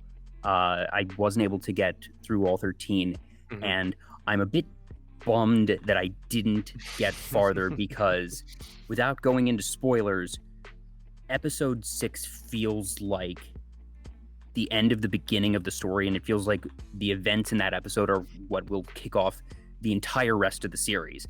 So I got halfway through the series essentially, but I feel like I only got the first bit of the series because I have the feeling that everything that is important and that it likely resonates the most and that makes this show so impactful for you is stuff I haven't seen yet. Right. So Haibane Renmei, it's like 12 episodes, 13 episodes. I should remember this. Yeah, it's 13. 13 episodes. Yeah, so it's a very short series, and like, just before I get into this, like, right off the top of the bat, I want to say, like, it's hard for me to recommend these shows. I recommend these shows to people with the huge disclaimer that they're very, like, quiet, introspective shows. This is not an action show that you definitely want to go in knowing what you're getting yourself into, because if you're expecting something to be like Gurren Lagann, or if you're expecting something to be like, One Piece, you're going to be very unhappy with Haibane Renmei. But if you go in looking for something along the lines of, unsurprisingly, a bit more similar to Mushishi, where it's a lot more soft-spoken and very methodical, and I say this in not a negative way, but slow, that it takes its time. Definitely. Yeah, it's like very, very slice of life, in that, like, there is an overarching narrative to the story, but at the same time, it's like a story where, like, where it feels like you're just being dropped into a person's life and you're just observing their life, pretty much, where, like, at first, because like you said, you feel like you reach a point where there's like a turning point, but at first it's pretty much just like the premise of it is, like, the first episode starts with the main character having a dream of her falling from the sky, and then there's like a crow trying to talk to her, pretty much, and then all of a sudden she wakes up, like, hatched from this giant egg in this strange town that's very, very, like, very sparsely populated, this, like, very strange remote town, and, like, you're kind of left to wonder, like, what does any of this mean? By the way, for context too, just because I want to share this book too, the setting of Haibane Renmei is actually based off of a Haruki Murakami book called Hard-Boiled Wonderland and the End of the World, where Hard-Boiled Wonderland and the End of the World is a very, very clunky title. It's like alternating chapters, where one of them is, like, about a guy with, like, this really shady job where he talks to shady people, and then the alternating chapters with, like, and then, like, every other chapter after that is, like, about, like, this weird town where someone's just like going through a weird town, like this weird quiet town where, like, everybody's doing their own thing and you're not really sure what's going on. So for tone, like, Haibane Renmei is set in the world of, it's not set in that world, it's not based off that world, but it does take inspiration from that book. And I mentioned and my ears perk up as you say that, because I won't go into full details, but there, in the world of Haibane Renmei, is a book called The End of the World that has plot significance. So I didn't actually know that those real life books were influences on the series, but as soon as you said End of the World, it's just like, oh, okay, we've got something here. Yeah, yeah, definitely. Yeah, not a lot of people, surprisingly, a lot of English speakers don't make that connection when they watch that series, and then they people I've known who read Murakami and also watched the series didn't make that connection, but yeah, it does take inspiration from that. But basically, like, it's like a very this the show is like without going into spoilers, obviously, it's kind of like a departure from Mushishi in the sense that like it does have kind of a moral agenda to it, where the premise of it is without spoiling anything. Like I really want to say to everybody, this is not a spoiler what I'm about to say. I would say like the main theme of the show is wanting to know how to be a good person, pretty much. And like there's a lot of talk about like salvation in the series, and like you've done something wrong but you want to make it you've done something wrong in life but you want to like atone for that by helping others and all that stuff.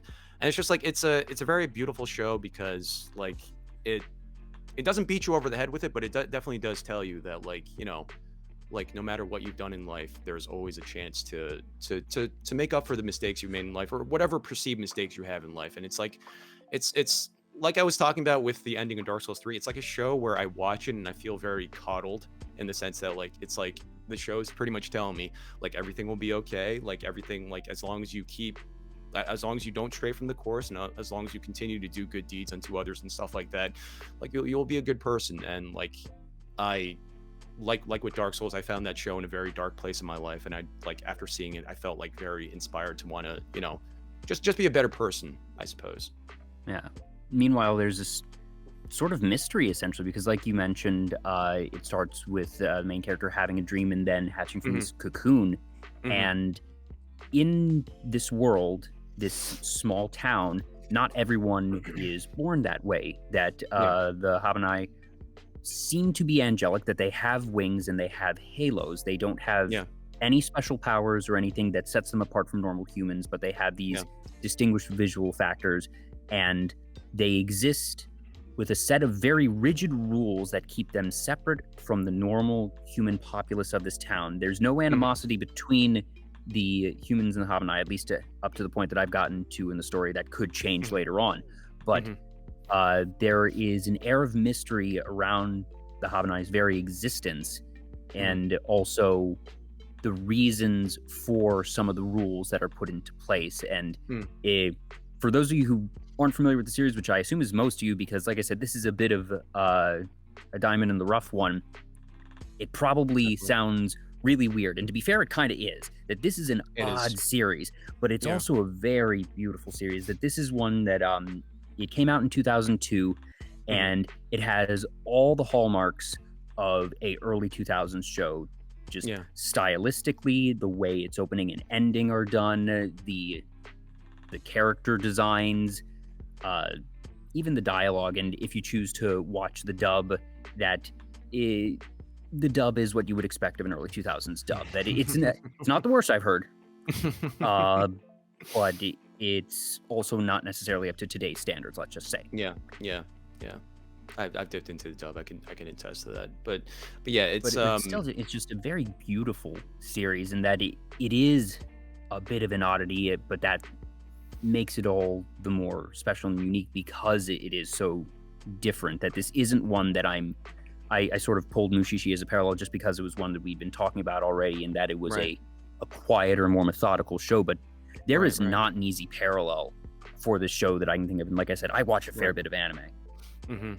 I would like, I have the utmost respect for that show because like going into it and watching it from start to finish, you do get a sense that it was like almost kind of like a passion project for the original author or the original creator. Like the original creator, by the way, was the character designer for like Serial Experiments Lane, Welcome to the NHK. I'm forgetting something. And those are like cultural touchstone shows that I've seen part of Lane. I haven't seen any of NHK, but those are two shows that I very much know and am very familiar with, just on a cultural awareness level. That I have once again friends that swear by those shows. I have somebody who has actually named their child Lane because of that show. Wow. Okay. I did not know that. In all honesty, I've not actually watched Serial Experiments Lane. I watched it once when I was a kid. I didn't understand, and I haven't like picked it up since. but like I should probably go back and watch it. But he was just the character excuse me, he was just the character designer on those shows. But like I think with this, he clearly wanted to tell his own story, the original author, and like it really shows from start to finish, because like every episode seemingly may not be that way, but it's very, very precise, and everything like it boils up to this point. Which, if I'm to generalize, very grossly generalize, a lot of like popular, like a lot of the really good Japanese media in terms of like some of the films that I've seen and some of the anime that I've seen, it's like a really good slow burn, pretty much.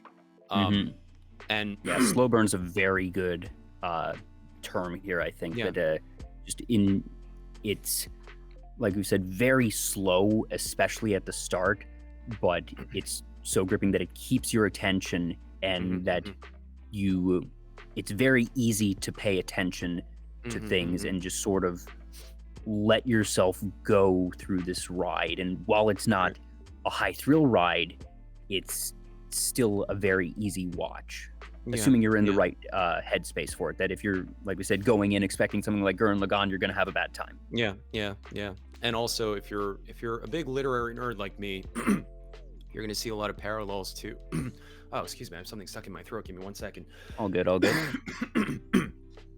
If you're a big literary nerd like me, you see a lot of parallels in certain shots in Haibane Renmei with some of the books of Murakami, not just Hardboiled Wonderland. And like they're not just there as like throwaway references. They're really there just to kind of like heighten the atmosphere in a certain scene. Like, for example, without spoiling anything, there's like a scene where a character is stuck in a well, and like that's taken from the book Wind Up Bird Chronicle by Murakami as well. And like everything is meant to kind of center around that point I was talking about of, you know, wanting to find redemption through the acts that you've done, wanting to be a better person, wanting to do good unto others and stuff like that. And I think like it's just so, just like Mushishi, like every single scene is very evocative. Every single scene is very like, doesn't beat you over the head with it, but it does like very effectively get a point across, and it's just beautiful. Yeah, and while it is, you described it at one point as a slice of life, which I suppose, at least for the parts that I've seen, definitely fits, because part of it being that sort of slow burn methodical show is that it drops you into this world and then has these scenes that are relatively mundane, at least in concept. But like you said, that each scene is very deliberate at the same time, and that it's very clear that there isn't wasted space in the show, and that sometimes in a slice of life you'll have just fluff that is, you know, to get a punchline across, but that in this case, every little vignette is meant to get some character point across, and that it's still, you know, even if slowly and subtly, using these building blocks to create its world and the characters in there. And you mentioned the concept of redemption, being a good person, with the whole mystery of the Haibane and them seeming to be angelic creatures, but at the same time not having, you know, any distinguishable powers or inhuman properties apart from these physical elements, but then having these strange origins that I expect that as I continue going through the series, that these pieces will fall into place. And even that as you're, you know, in that sense, it's not subtle in its foreshadowing of everything. But at the same time, I don't have a full grasp or picture of everything halfway into the series. Like, even as you just explained everything just now, it's like, I mean, granted, I've already seen the show, but like, even as you explained it just now, like, you could kind of see like everything's like converging on a certain point in terms of like themes and stuff, but like you wonder how it's going to get there. And like, I have my guesses as to what's going on. I have my guesses as to what certain events are and why things are just so. But at the same time, I could see it going in an entirely different direction. Definitely, Which, I'm not going to spoil anything. So it's a really good watch, and like, again, huge disclaimer that it's a kind of show that you watch on your own, just kind of reflect. It's not a show that you watch with friends just to. Yeah, this is not the one to put on at a party. Definitely not. But it's like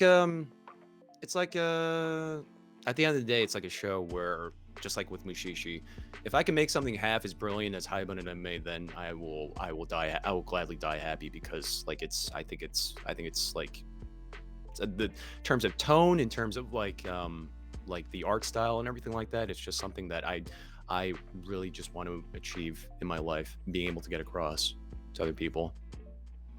How did you end up finding the series? Because it is such a niche show.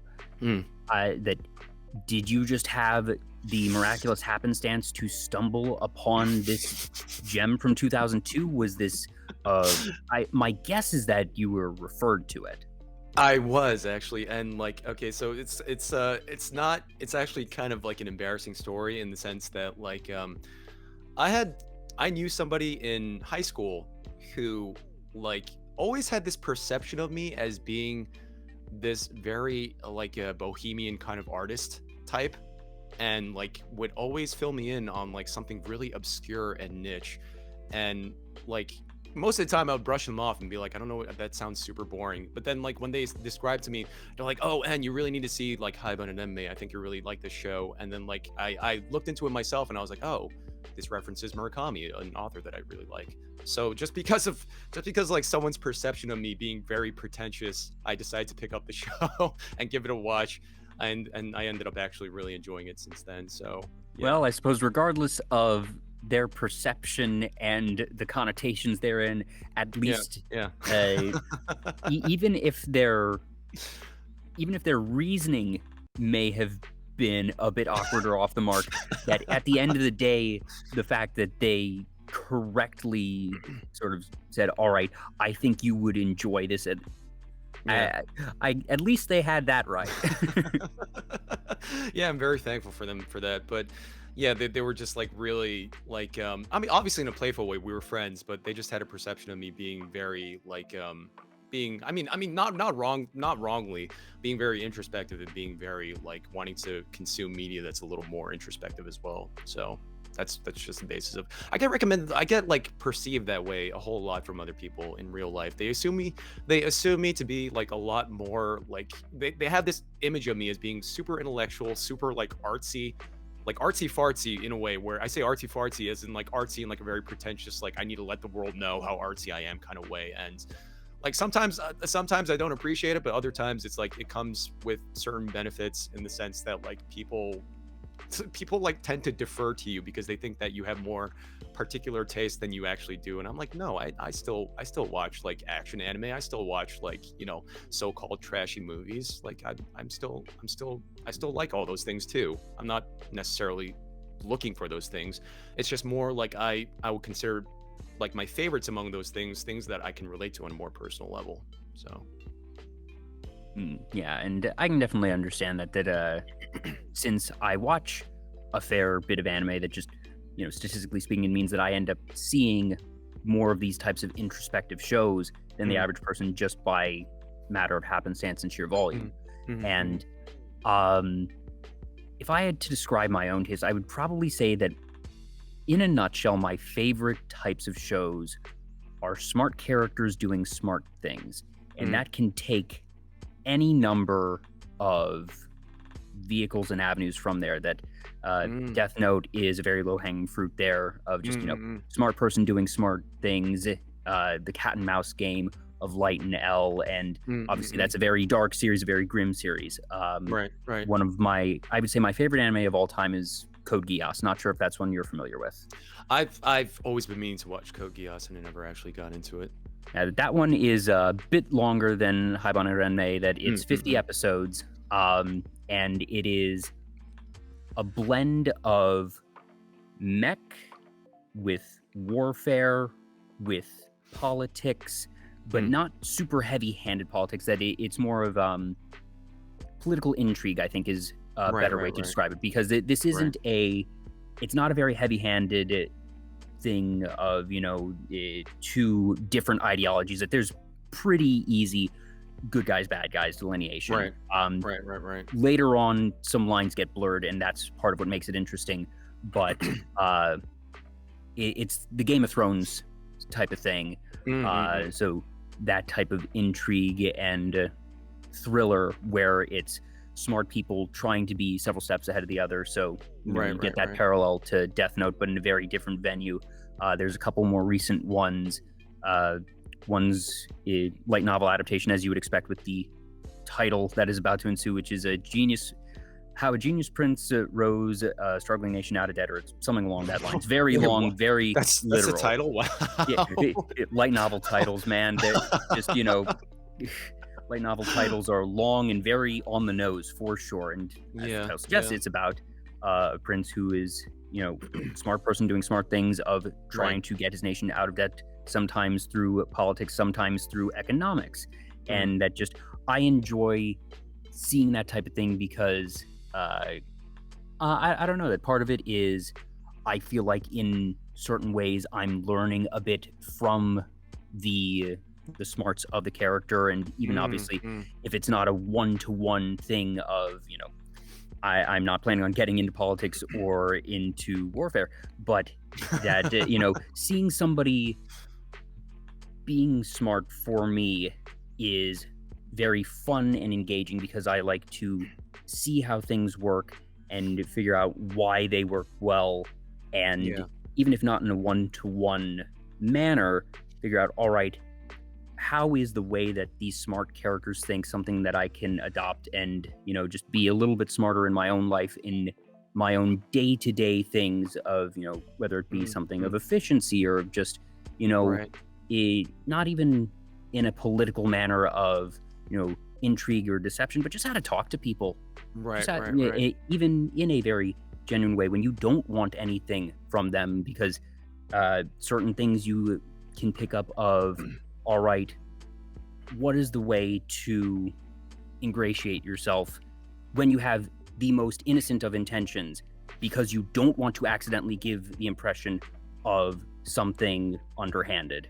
Or in the case of underhandedness, figuring out, all right, these are the things I want to avoid. And, just, all right, I know this is the inverse of what I want to do. And just that's sort of the thing that I go for. But at the same time, I do end up watching some of these slower shows. So sometimes friends will come to me for different artsy suggestions. It's like, all right, that isn't even necessarily my normal fare, but yes, I do know a show that fits what you're describing. It's here and you can watch it there. There you go.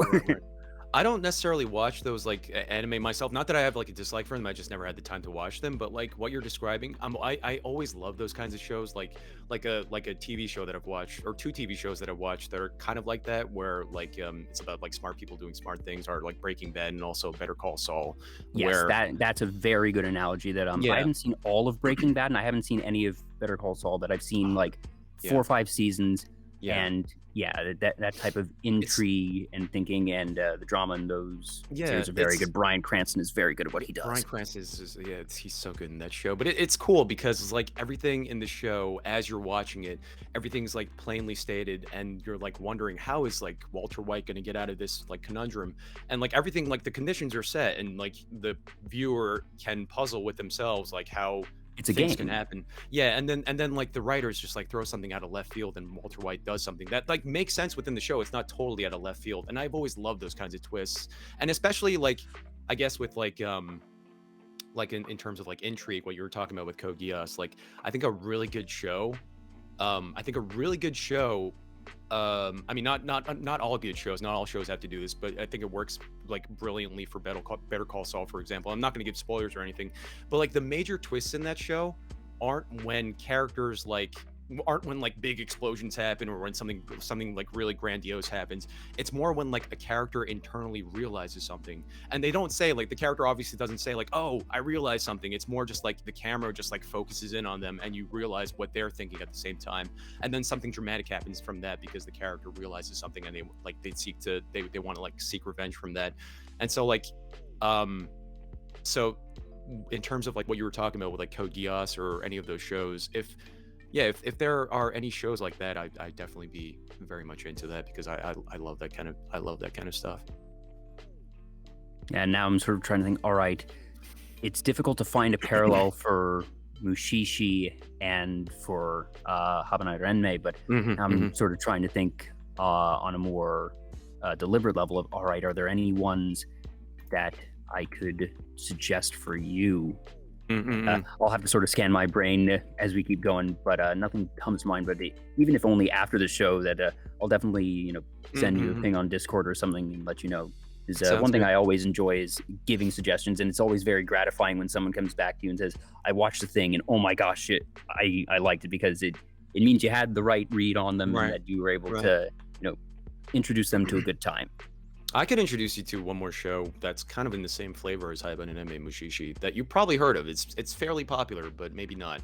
It's called Kino's Journey, Kino no Tabi. Have you heard of that? Yes, do know that Yeah. one. Yeah. Actually, So watched they did a recent reboot of it. they did actually. I didn't watch it yet, but yeah, it's another fantastic show. And it's like it's episodic. Each episode tackles like a different issue, for lack of a better word, and like each episode has like kind of like a moral basis to it, where like Kino in some episodes literally says flat out like what she thinks of this thing and like how she views it and how she thinks like it should be handled and stuff. And like it's a very subtle. It's a very like throughout the show it's very subtly stated and it's very beautiful, and like everything leads up to a certain point in each episode. It's very good. I recommend that too.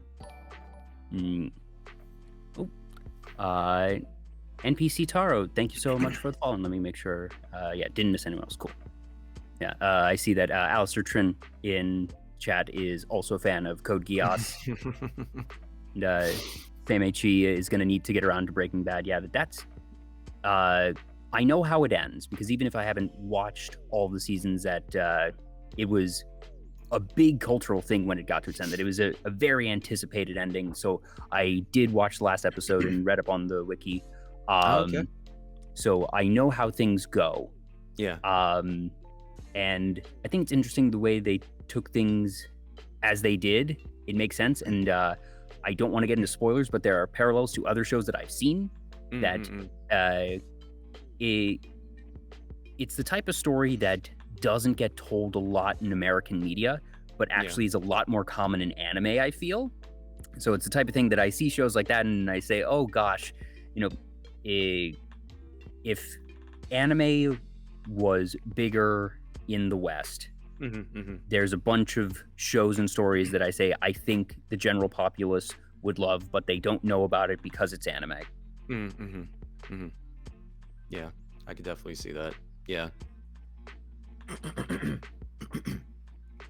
Sorry, I really have something like lodged in my throat right now. Excuse me if I keep. Oh, good. Yeah, and talking you've been talking a lot, and you've had a busy week. That one of the things that we were discussing earlier in the week is that you'd been saying you were a bit worried for your voice, so I actually recommended a couple vocal remedies to you. Yeah. So yeah. I'm just glad that at this point, after the long week you've had, that you're still going as strong as you are.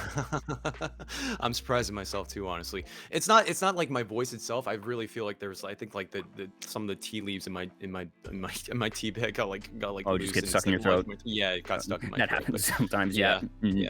Yeah, but yeah, my voice is fine right now, and I really appreciate the recommendations. By the way, they've been doing wonders for me actually. So. Oh yeah, that's another hashtag not sponsored moment. But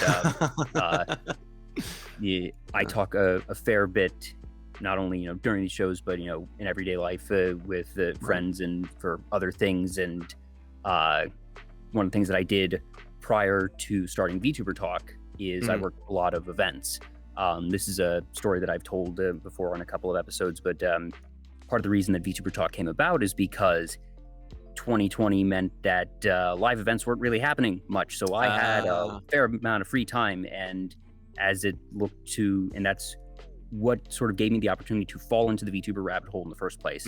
And as 2021 began, and I realized, all right, I'm still probably not going to be, working conventions or events much in the near future, that the way that VTuber Talk came about is that I knew I didn't want to be a VTuber myself, that I am too busy to commit to a regular streaming schedule as a content creator. And I also felt that I didn't have anything that would set me apart as a regular streamer, and I didn't have any sort of inspiration of what I would have for a character design. But what I really enjoy in working events is the coordination, the organization, and the production element of it all. And I had seen another talk show which was done virtually called Animal Talking, which was a gentleman by the name of Gary Witta, who is the person who wrote the script for a couple movies, including I Am Legend and Star Wars Rogue One. Oh. And he started hosting a talk show in the basement of his Animal Crossing house. He just, designed a late night talk show set, would have people come in with their Animal Crossing characters if they had them. Right. And if not, his wife on a second switch would puppet the guests, that they would create, as best they could in Animal Crossing, a representation of the guest. And, working in Hollywood, the guy has a lot of friends that he had Phil Spencer, the head of Xbox, come on. He had Selena Gomez premiere a song in Animal Crossing. He had Josh Gad. He had Brie Larson. And that's so as cool. his schedule got busier, the show stopped. But when I was thinking, all right, what can I do in terms of content creation to help fill out my schedule, have a bit of fun, do something that's not going to be just becoming a VTuber, that the concept of a talk show came about that way. And just for me, I felt that it was something that I could do competently, that was a bit out of the ordinary. I knew that there were other talk shows, but the number of VTuber talk shows compared to the number of VTubers is still very low. There's certainly a handful, but it's not nearly as numerous, that it's not saturated, so to speak. So that's how this all sort of came about. Okay, I see. That's a pretty cool origin story. I did not know any of that. That's good to know. I had a question, but it totally left my mind. Oh man. Don't worry, it happens to me more often than you'd think. Yeah. Like totally blanking right now on what the question was. It'll come back to me. I'm sure it'll come back to me. But just talking about like logistics and stuff. But yeah, Dang, now I'm trying to remember how I got on that point. Let's hear rewinding, because we were talking about shows, recommendations, being busy. More anime in the West. More anime in the West, yeah, and of just the different types of stories, because one of the things that Japan just culturally has that the West is getting much better at, particularly I'd say in the past decade, is that for a very long time animation was viewed as juvenile, that it's either kids shows or it's crude humor, and that it was very difficult, rewinding a bit to talking about limitations of how many shows can hit the air in a broadcast day, meant that very few animated shows with depth came out in the West, whereas just culturally, for multitude of reasons historically, there was never that mental barrier in Japan, that animation was able to evolve very naturally as just another storytelling medium, and that there's a lot of shows that, had they been written in the West, would probably have been done as live action, but we got them with strange effects in live action the best that we could at the time, because animation was not viewed as viable, or was not viewed as something that was either appropriate or that the general public would want to consume. But I think we're really bucking that trend in the past 10 years, partially because of anime getting more widespread and showing that these types of stories can be told in animation, and finally having, with streaming and more stories being able to get out there in the first place, that shows that the creators wanted to have animated that might not have been able to get green lit in the past are now able to get out in the world. One show that's not an anime that actually comes to mind that's animated and like actually kind of subverts that trend of like you expect it to be crude humor, but it does like a huge 180, is one that comes to mind is BoJack Horseman. Have you seen BoJack Horseman? That once again falls on the list of haven't seen, but I know several friends who swear by it, and I do know about it, and I'm aware that it has a lot of subversion, as you said. It's basically like, it starts off as a show about like a washed up it's like a world full of like cute like animal people and also humans. It's the premise, and going into it you expect it to be this like quirky weird show, but then like it gets like over the course of like several episodes, it gets like very, very real and very, very personal. And like I would even go so far as to say like one of the episodes in later seasons is like some of the best like TV writing, because it's like so deeply personal, and it talks about like so many different things. And it's basically like the whole show is like basically an allegory for how to deal with depression, pretty much. And it's really, you don't expect it to be, because it's like a show about like a horse voiced by Will Arnett, I believe, from Arrested Development, and like all these other like comedy actors. and like you don't expect it to be, like hit such a somber note, but it really works, and it's like really effective. And I would say like because like you expect it to be such a because from your preconceived notions of animation you expect it to be a certain way, that like the disarming moments become that much more impactful when you get to them. And another show I highly recommend, BoJack Horseman. Seriously, I swear. And that one has the double whammy of not just being animated at all, but the fact that it is animated and with animals as the characters, which is one of the hallmarks of children's programming. Right. Absolutely. But it's definitely not a children's show at all. It gets very bleak and very real at times, and it's really good. Yeah, bleak is probably the word that I've heard most often associated with that show. That I understand that it is a very hard-hitting and not always fun time, but that it does what it does very well. Yeah. I will say some of the episodes are tear jerkers. Like really. Like some of the episodes I sometimes here's like, not to derail, but here's like a general approach. And I've talked about this on stream. Like I consider the act of crying like no different from the act of like laughing at media, where sometimes I intentionally look out for media with the intention of crying. And like BoJack, some of the episodes of BoJack are actually like some like work to that effect, where this isn't a spoiler me describing this episode, but my favorite episode is called, like, I call it the funeral monologue episode.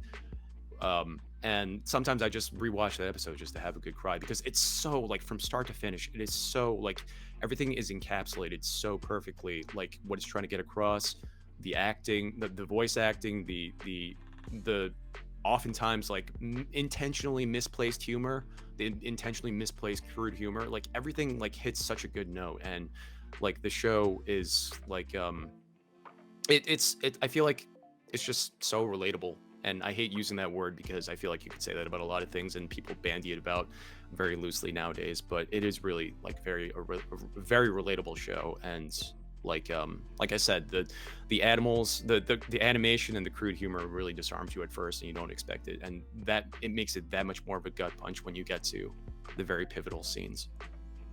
Yeah, and I definitely appreciate and identify with the concept of crying being very akin to laughing, that it is emotional catharsis, that they are different emotions, but sometimes you want to feel an emotion, and sometimes it's a whim. Sometimes it's like, I haven't had a good cry in a while. I want to just, people like sad stories. There's a reason that the two major genres are comedy and tragedy, because there is a natural compulsion to want to feel things and to feel different things, and that usually means feeling extremes. It's sort of self-induced emotional events, and that's really what stories are, just telling those different stories. And that sometimes you want to feel a bit sad, sometimes it's because you're sad yourself and you want to have something to relate to, or because maybe you aren't able to totally parse your own feelings, and that you are able to do so a bit better when you're able to sort of do it vicariously through characters. Other times it's just, crying can feel good. It's a bit of an oxymoron, I suppose, in concept, but I think most people know what I mean when I say that. Yeah. I think like, not to be too abstract about this, but I feel like sometimes people don't understand their own emotions, and it's good to have like a certain outlet for things through the media that we consume, whether that be through crying or laughing or what have you. And I feel like, having a natural inclination to seek out media with the intention of crying should be more normalized, honestly, because like I find that I do that and it really helps me process my emotions in a lot of ways with some of the things that I want to, like, I can't mentally process in like a formulaic way, and like being able to cry through certain media, it like really helps me kind of like reframe a lot of things. Just the act of going through it really helps me reframe a lot of things with a better mindset. Yeah, and you mentioned that some of the shows and books that we've discussed are ones that you found at a low point in your life, and I think that's something that you hear about a lot of people, that the media that they hold most dear is often something that got them through a dark time, whether it be that they found the media and were able to relate to it and that it was able to be a comfort to them, or sometimes, like you said, that they were able to begin to comprehend and work through their own feelings after seeing, the book, the show, what have you, and either taking the characters as a parallel for themselves or being able to just take something and apply it to their own life and their own emotions. Right. Or, like I said, sometimes it's just having it as a comfort that you create those additional emotional connections, and that it's pretty common, I feel, for people to say that, my favorite thing is something I found in a dark time, or it helped get me through something in one way or another. It's never like a perfect one-to-one, obviously, the media that we're consuming and the thing we're crying at. Like sometimes, like, like I said, and I really want to reiterate this, like I said, like sometimes, like if my own thoughts or anything go by, like I sometimes don't understand why I feel a certain way. And like the very act of writing and the very act of consuming media kind of like helps me crystallize something in my mind, if that makes sense, with like something that like it is maybe like a half thought at first, and then I see something and I'm like it kind of like puts like a finer point on something that I'm kind of thinking about, but it's still very nebulous in my mind. And because of that, like I keep searching for stuff to consume, or like ways to express myself.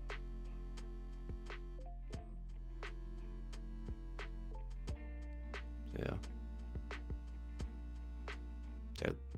Hey Jay, did I lose you? Sorry, nope, that's my bad.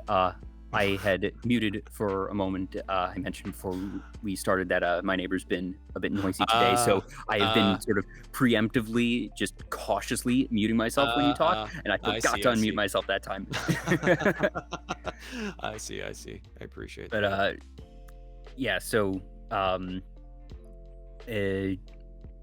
sorry, winding back, that I think that a lot of artists take the approach that you take, where whether it be, something as nebulous as music, and people who are composers or writers or artists, that artists use their art as a channel for their emotions, and sometimes it is a way for them to convey their emotions when they have already been worked through, and that this is the result of their emotions. Sometimes it is the vehicle they use to actively parse through their emotions, and that they might, paint a picture or write a story not knowing at the outset what the outcome will be, and being able to have that catharsis or even self-discovery as they create their art, or like I said, in certain cases, that it is the result that once they have finished on a personal level, that is how they, once they have it internally, that then they express it and externalize it through their art. Yeah, and perhaps not like perfectly, but like it's as best as one can. Yeah, it's a step towards something. We like I said, like art itself is pretty nebulous in and of itself. So like being able to express something and getting a point across is like again, not to pat myself on the back, but it's like it's a monumental achievement for anybody, just being able to do that, getting to that point, honestly. Are there any types of art that you really enjoy, but you feel you either do not enjoy creating that medium, or that you don't feel you have the hand for it, and that just sort of that disconnect, that, for example, I love music. I don't have the ability to compose. I could probably learn, because people can learn anything given enough time and effort, but it's the type of thing that I don't feel the particular compulsion to become a composer, and knowing myself, I think it is something that I would not come as naturally to me as it does for others. Right. Music is a very vital part of my life, as it is many people's lives. That is there a medium for you that you really enjoy and you really respect, but you say, I either don't want to create in this medium because the creative act, or the act of creating this medium, doesn't stimulate me as other mediums do, or that I feel that I am just naturally disinclined to it for whatever Right. reason. Right. It's not, so I would also say music, and it's not that I'm like disinclined or anything like that. It's more just I do not have the I'm okay with not being a musician, but I do want to make music, if that makes any sense. Like I do want to try it out. I said this in my podcast with my friend Lucy Hime, where like we both want to make original music this year. It's one of our New Year's resolutions, even though like neither of us has any familiarity with making music at all. It's more just, I guess, in that vain artist way for me, where like sometimes I go for a walk and I'm listening to one of my favorite rap songs, and I imagine myself making the rap song because like I relate to the lyrics on some level. And so like, just like how streaming was, I dove into it headfirst without any knowledge of it at all. I kind of want Well, to do that's the how same. everyone starts when you're Yeah, yeah, embarking on something true, new. true. But yeah, I'm saying like because of that, like it's kind of refreshed my view on a lot of things when it comes to not being familiar with anything. Where, like, you know, I didn't know anything about streaming. I went into it, and now, like, not to say I'm not to say I'm like I'm like the hottest on Twitch or something, but like I made a name for myself You're now. doing pretty well for yourself. Yeah, yeah. People know me, and like people immediately know me as like, oh, that's Enrico, the really hyper streamer who's also very quiet in his podcast. Like people are able to describe me just right off the bat, and like that's a very affirming thing. And because of that, like it's really reshaped my perspective of how I approach a lot of art. And because of that, um, I don't think I'd be very good at it because I don't think I'm musically inclined in that way. I do love music. I obviously love music a whole lot. Music's a huge part of my life, but I don't think I'd be able to put my in a very abstract way. I don't think I'd be able to put my soul into it the way I do like my writing or anything, because I just feel like there's something like inborn in me that doesn't lend itself to music making. But at the same time, I want to try. And with that said, I do want to at least sometime in my life make a rap song at some point. Mm, And like I yeah. don't know anything about music production. I don't know anything about music production. I don't know anything about like rapping. I don't know anything about like singing. I can't even sing for the life of me. But I want to try. I really want to try at least once. I just want to get like I want to dip my toes a little bit into that. Yeah. And you'd mentioned earlier wanting to create art in as many different medium as possible. That, like was mentioned earlier, that you want to try your hand at writing a play in addition to the books, but you've done short stories. You're looking at longer novels and all those different ones. So definitely is unsurprising. And for me personally, to create a fuller context, I am a musician. That I actually played trombone throughout middle school, high school, and college. Was in orchestras, marching band, you name it. So I like to think that I'm pretty good at playing music, but the composition in particular is that area that is just, obviously it is the actual creation of the music that I'm good at being a conduit for what a composer has created. And that I think I'm pretty good at performing and interpreting and being able to internalize compositions of others. But I, for whatever reason, just haven't even really felt the urge, I suppose, to become a composer myself. Right. I don't know if that's unusual or not, because there's obviously a lot of people who are musicians who are also composers, and that I at least have the baseline knowledge of, music structurally. I don't know a ton of music theory. I couldn't tell you, what a seventh chord is or anything. I know that such a term exists in music theory, but I don't know that level of things. But, I can read the bass clef staff and play trombone with I would say, a better than average level of proficiency. Certainly not professional, not even semi-professional, but after playing an instrument for 12 years, you get to be competent on it one way or another. Yeah. I mean, like making something out of nothing is just a scary concept for me to begin with. But wait, have you tried it all? Like, have you I've done arrangement before. I've never tried my hand at just composition from scratch.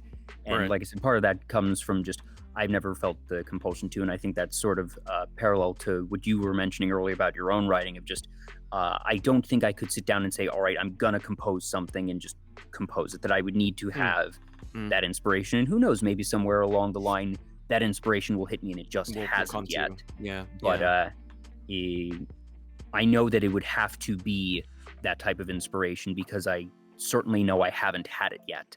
Right. Yeah. If anything, yeah, like I have never felt that in my life when it comes to music, which is why like I've like, not to get too poetic about it, but I've always felt We've an been getting poetic inspiration. all day. Yeah, true. We have been. But like I always feel a little bit like, I always feel a little bit corny like putting in certain terms because it's like so abstract. But like I have always felt an inclination to write ever since I was very, very little.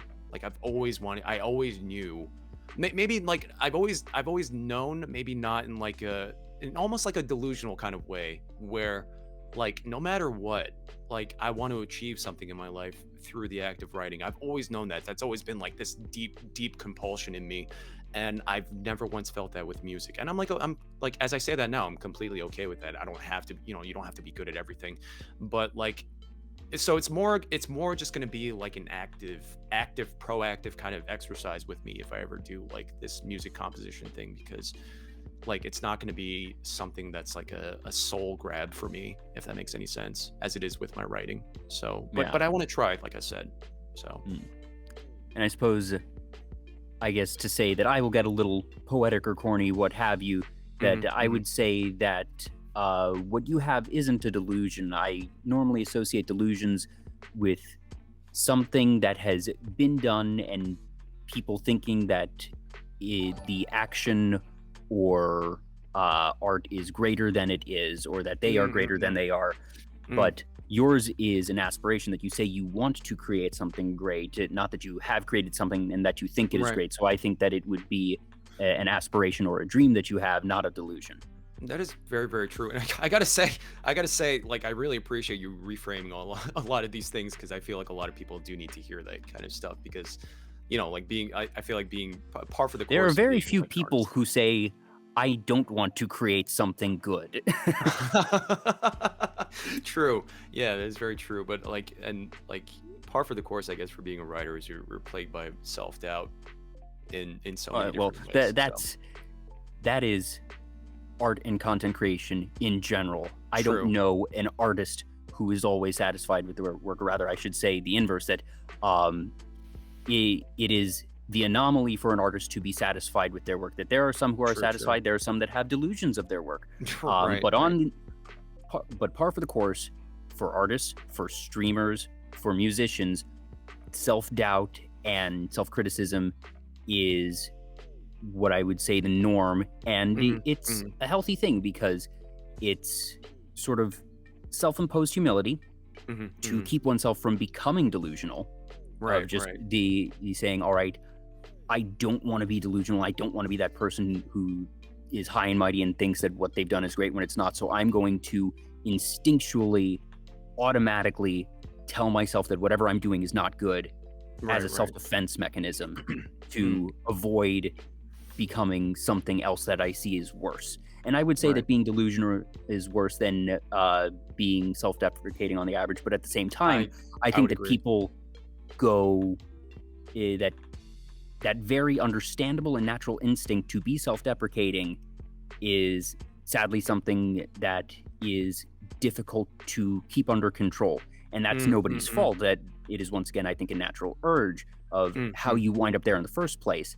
And I think it's something that a lot of people struggle with. And fortunately, I'd say that I think it's becoming a much more openly recognized thing. And part of it is because, you see people post on Twitter saying, oh, I feel this way. And a lot of responses are, I feel the same, or me too, or relatable. And that people are now starting to realize, oh, I'm not the only one who thinks this way. Right. Definitely. And hopefully that helps sort of nudge people in the right direction, because many times when people are saying, I think my stuff isn't good enough, that it's also met with others saying your stuff is good, and it's people telling each other they're good because they recognize that what they make is good, Yeah. but they Yeah. can't or don't want to accept it themselves, and that it's sort of not quite an inverse, I suppose, but I know what you're talking about. people seeing Yeah. themselves in each other. Right. And like it's kind of it's kind of like a delicate balancing act in terms of like ego too, because like you use the term self-imposed humility, and I think that's a really good way of putting it, because like on the other end, it's very easy to get caught up in like in maybe being too bogged down in one specific aspect about yourself in terms of how you present yourself, and like getting a swelled head over this stuff, which is honestly like one of my biggest fears with content creation, that one day I feel like I get like a swelled head from this stuff, and I take a lot of stuff for granted, and I never want to get to that point. So like having a sense of humility is like is a very like active process for me in the sense that like you know, I have people in my community who are very supportive, but like I am still plagued by my own doubts, and like I'm always trying to juggle like how I'm being perceived by others and how I want to come across to others, and like a whole bunch of other stuff, and being able to like actively try to stay humble as much as I am like very obnoxious on my stream, and I think I call myself hot shit on my stream. As much as there's all that, like I do try as much as I can to stay humble and like not let too much of my ego get wrapped up in this content creation thing. Yeah, the balance that I've found works for me, and obviously different things are going to work for different people, is that I, when talking about my work with others, or talking about myself and my own skills, that I will usually phrase things in a way that I say, I like to think that I am good at this, or I like to think that I am able to do this competently.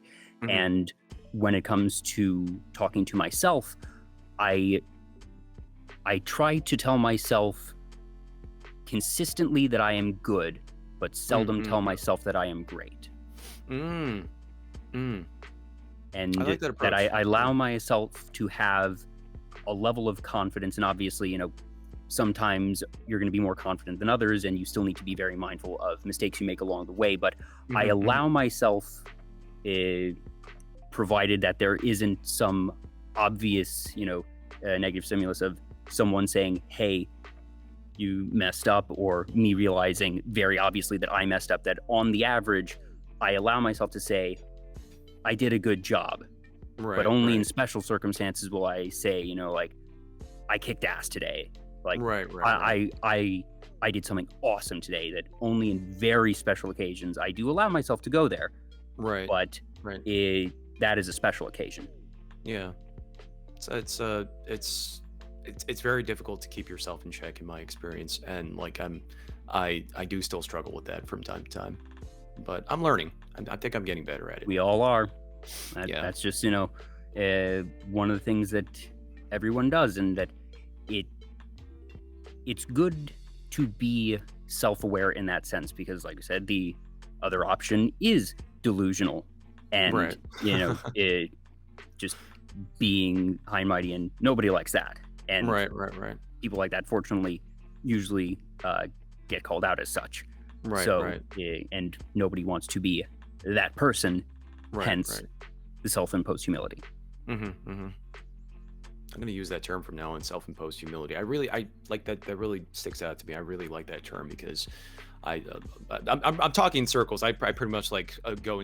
I pretty much like pivot between one and the other in terms of like how I come across with other people, and like my own sense of like ego and stuff. And it's delicate balancing act with when I'm trying to like manage a community and stuff. But yeah, it's a big thing. And one of the other stories that I've told many times is that for many years I did community management professionally, and I learned after 5-ish years that it was not something I wanted to do long term, and I never want to do it again. And that is why there is not a VTuber Talk Discord server, because I just don't want to deal with it. It's a big thing. And obviously a professional Discord server or professional community management is very different from personal community management as a content creator, because you're not representing a company or a product, you're representing yourself. So there is a bit of a separation there, but at the same time, it takes a lot of effort, and it takes, time and thought and work to be able to manage any community, regardless if it is Right. personal, professional, or otherwise. Right. And that it is something that I have a lot of respect for people who are able to do it very well, and it is something that I think that, especially given your many facets, Mhm. that different people are going to tune in for different things, but that you manage to you manage to do a lot of management of the community very well, despite the fact that there are all these different elements. That some people, some artists, some streamers have a very consistent personality, a very consistent brand, for lack of a better term, Mhm. and that you actually are very split. That, like you said, super hyper energetic on your stream, more soft spoken on your podcast. You have the very introspective writings. So for you in particular, actually, I would imagine that community management might be a bit more challenging than average, simply Mhm. because you're going to get people coming from a lot of different areas for a lot of different things, all ending up in the same place because of you. Mhm. Mhm. Whereas others who have more consistency are going to get a more consistent intake in the people that find themselves in their community. And Right. both approaches are entirely valid, and it's entirely circumstantial how you Right. wound up where you did and others wound up where they did. But Right. it is a interesting difference that I would imagine probably exists, even if it's a subtle one.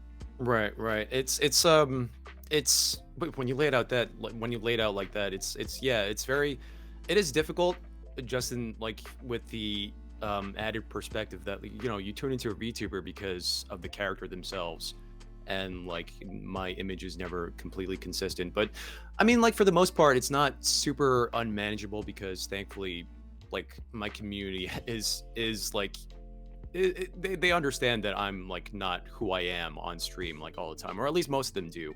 Like so, a lot of newcomers get surprised at how calm I am outside of stream, but that's literally the start and the end of like any kind of like disputes I ever have in my community in terms of like people perceiving my identity, which has been kind of a blessing, I guess. Like people don't like what matters most is that people don't demand a certain thing from me as a content creator with my personality, and that's been like a major blessing for me, that I could be myself in all these different avenues of expression, and people enjoy them each as disparate parts. And yeah, I like it.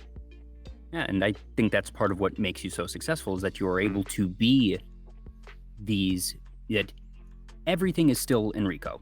That Mhm. I Mhm. don't think that any of these are total fabrications. Yeah, they're not contrived at That all. Yeah. that Are you as energetic on your normal streams as you are in everyday life?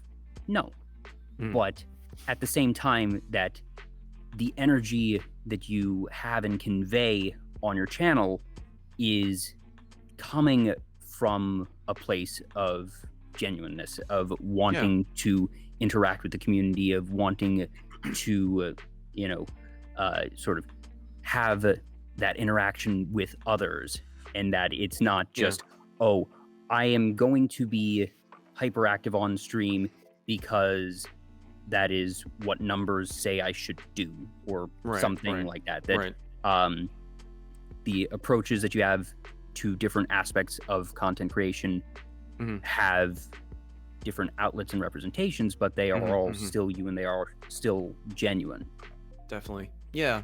It's like every little facet of myself as people perceive me on the internet um is just like one's like minuscule aspect about myself multiplied by 1,000 pretty much. There's the introspective side, there's the quiet side outside of stream, and there's a hyperactive side, but they're all me. They're all like genuine parts of me. They're just like more pronounced for the sake of getting uh an idea across, I guess, to the person on the other end.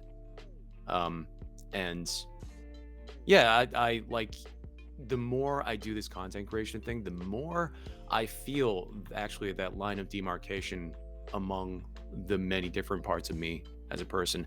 I hate talking about myself in this way because I feel like I'm so like I feel like I'm sounding so like full of myself, but like but yeah, it's hard for me to not talk about this because people only know me as those, like, people on the internet only know me, and I don't blame them for this. This is just, it is what it is. People only know me as those discrete parts, and like it's just very fascinating to me how, because like there are moments where I sometimes watch my VODs back and I'm like, I don't recognize myself. I don't recognize the person I am on stream, and like as I'm watching my own VODs, I'm like, where the hell is all this energy coming from? Who even are you? And it's not necessarily like an identity crisis. It's more just like uh like like you have this in you. Like you've always had this in you, and it's just a matter of like bringing it out under the certain conditions of like going live on stream and interacting with your community that made you get to this point actually. And like all these little things that like they're very fun for me to think about in terms of my identity at the end of the day. And like I just really enjoy VTubing just for that, pretty much, where like I a lot of VTubers, like I talk about the idea of kayfabe in one of my podcasts. Kayfabing is like the thing in wrestling. Yeah, no, funny you mentioned that. The kayfabe actually came up just last week because Meat and I were actually talking about wrestling, like actual wrestling, and that the term kayfabe came up, and that it's one that, funny enough, the week before that, so this is the third week in a row that the term kayfabe has come up during one of my shows, and it may have come up once in all the shows prior to these past 3 weeks. So it's funny that you use that term again. Oh wow, yeah, but, yeah. It's it's the performer's mask. Yeah, it's a performer's mask where like wrestlers, we all know wrestling is fake, but at the same time wrestlers still play into that, and we still gobble that shit up because we're all in on the joke together. And it's the same thing with VTubing, where you know we're not literally like cat girls and cat boys and stuff like that. We're not like we're not whatever we're not literally like magical girls imbued with like magical properties. Yeah, that it's collective suspension of disbelief. Exactly. Yeah, and like playing there are VTubers who play into that. This is anything I'm about to say is not a judgment. I think all these types of VTubers are valid. Like there are VTubers who intentionally play into that and play into a character, and then there are VTubers who are like kind of meta about that in a way where they play around by like towing the line between like their real lives and their character, which is going back into like what I do with my writing, where like in my streams I'm always trying to like openly say like, hey, I'm just a character using my VTuber avatar, but at the same time I'm not. I'm also this character myself. And like just again, I'm using this term again, like trafficking in that headspace is really fun for me, and I get like such a kick out of streaming just from engaging in that, I guess. And that's one of the special things that, among many others that we've already discussed, that VTubing allows, that just it permits you to convey yourself and present yourself in this different way that viewers inherently know and understand that you are not Enrico and that your model is not you. Yeah. But at the same time, it is impossible for Enrico to not have some part of the real you. Right, and that right. In some ways, I actually think that there is, on the average, obviously there are exceptions, and statistically speaking, anytime you have a large number of people, more likely you are to have bad actors in, any community. But on average, I actually think that there is a healthier streamer-viewer relationship in the VTubing community than for the average streamer, because we are so inherently aware of the fact that we know that there is a real person behind the streamer, and that it just, even if it's subtle and in the back of your mind, that you are always aware of that, even if unconsciously so. But that awareness sort of lays the groundwork and helps foster what I think is actually, like I said, on the average at the very least, a healthier community and streamer-viewer relationship. Right. I actually tend to find, I mean, this isn't like a recurring problem at all, and I wouldn't actually necessarily call it a problem, because I just feel like this is like, this is just like, it is what it is for streamers, unfortunately, where like some people actually, a recurring problem in my streams is that some people see the avatar and they actually like, they do understand the distinction, but they take the wrong message away from that, in that they only see me as the character, and to that extent they see me as like a meme, and therefore not an actual person with like actual feelings. And so they kind of toe the boundary because of that, because of the fact that I play into a character. And then like when I call them out on it, they're like, what's the big deal? You're just an anime character. They're like, you shouldn't be grossed out by me saying these gross things. And like, we're all in on this joke. So like it can kind of work to your disfavor in a lot of ways sometimes, which that's totally like I said, fair. It's not a recurring problem. Like I think even non-VTubers deal with this kind of stuff, where people just see the streamer personality of the person and they expect them to be a certain way. And it's like it's tough to navigate, but like it's very easy to deal with when it actually happens. Yeah, but you bring up a very good point that is definitely, it's something that a face cam streamer could deal with, but that you're right that Right. For the benefits that VTubing has, that there Mhm. are the hazards as well, and it's something that, like you said, you work through, and fortunately the ban button is just a single click away Yeah. at all times. Exactly. Yeah. So we've been at this now for over 2.5 hours already, and Mhm. I know that you are, like we've said, very busy, so I don't want to take up too much more of your time. Yeah. So I have just a couple last things. First off, do you have anything that you want to plug, anything upcoming this week in terms of, either projects or collabs, anything like that you want to make sure people know about? Every Monday, if anybody doesn't know, because surprisingly a lot of people in my community don't know this, every Monday, 10 a.m. EST, I release a new episode of my podcast. My podcast is basically I interview another content creator. And this coming Monday is actually a departure, because I'm actually not only interviewing a non-VTuber, I'm interviewing mostly not, he does stream, but he also doesn't, that's not like primarily what he's known for. I'm interviewing like a YouTuber that I met because he participated in my community for a while, and just kind of like noticed him, and he filled out my application for wanting to like be on my podcast. So like be on the lookout for that, because like we talk about a lot of very interesting things in terms of like growing as a content creator and some of the perils that you need to be aware of.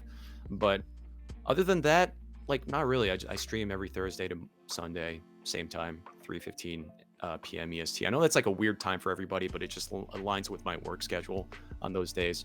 So like yeah, nothing too special. Oh, I have Fuzz sorry, go Got ahead. Games, thank you so much for the raid. Hey! Welcome on in. Hi, Fuzz. This is Vtuber Talk. I'm Jay. I'm talking with Enrico. We're actually just starting to wrap up. So actually, the next thing I was going to ask you, Enrico, is as we start to wind down, Mhm, do you mhm. have any targets for us to raid when we do end? Yes, I will. I do. Yeah, I have a number of them. Yeah. Whenever you're ready. Cool. Awesome. Yeah. Well, I do have the one last question that I ask all my guests, and that is, to you, Enrico, what Mhm. does it mean to be a VTuber? And I don't mean the definition of,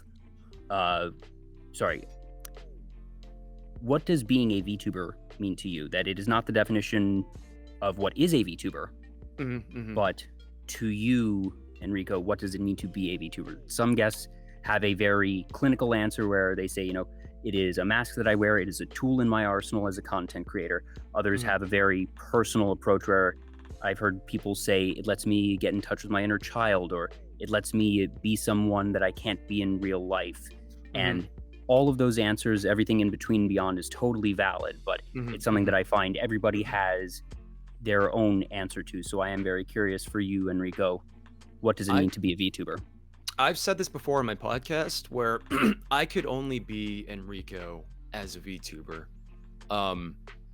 People talk about like how being a VTuber helps them like stream in their pajamas and not have to put on makeup and all that stuff. And that's definitely true for me too, where I don't have to be self-conscious of the usual things if I was a face cam streamer. And like being able to exert the level of energy that I do on my stream could only be possible with me being like this avatar, this idealized anime avatar that like I put my design sense into, where I want to be perceived this way. And because I want to be perceived this way, I know people are watching, and because of that, like I want to exert a certain type of energy, if only to like uphold that image. That's me saying all that makes it sound like super artificial, but I mean to say all that in the sense that like I knew going into the streaming thing that I would play a character in some aspect. Not that I would contrive anything, but I would play a character in in the sense that I wouldn't be like myself. I would be something where I would be able to entertain people. And like the journey I've had as Enrico, where a year ago when I just started out, I was super quiet and shy, and now I'm known as like the hyperactive streamer. Like going through that journey could only be done through like, you know, kind of getting into the groove of being a VTuber and wanting to explore what it's like in terms of expression. So that's what being a VTuber means to me.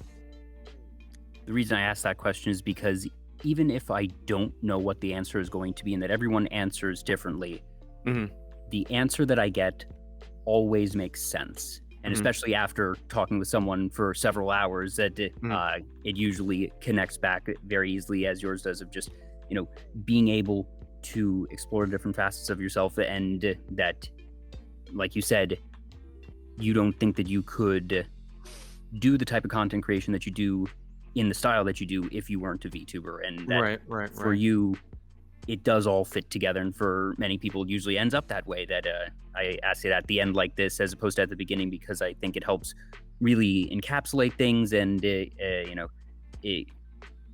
sometimes on my show, my guest and I will just, you know, talk about shows or anime or games.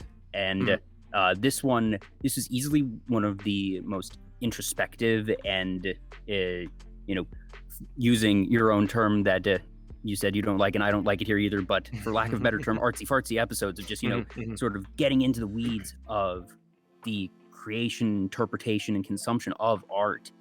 That it's something that I don't get to discuss every day, and that the answer you had just now fits in and ties back much more directly, frankly, than some others. So it has been such a joy to have you. Thank you so much for your time, for sharing your thoughts, your experiences. For folks in the chat, please be sure to follow Enrico on Twitch and Twitter if you haven't already. His links are right there at the bottom of the screen. I'll get another shout out for him as well. And if you feel like it, you can follow me here as well. It's Vtuber Talk on both Twitch and Twitter. I do about a show a week. I'm actually going to be doing a special show on Tuesday. No guest. I'm going to be doing ASMR because it is the last reward that I have to make good on from my charity stream a couple months back. We raised $4,000 for Child's Play charity. Nice. And the $4,000 goal was that I would do an ASMR stream. I have never done one before, and I have no idea how it's going to go on Tuesday. But I'm doing it because we raised the money, and if doing a ASMR stream is what I need to do to get money raised for charity, I'm more than happy to do it. Very good. Yeah, seriously, thank you so much for having me. Like I said, like I'm super honored to be here, and that you even wanted to talk to me. I'm really happy.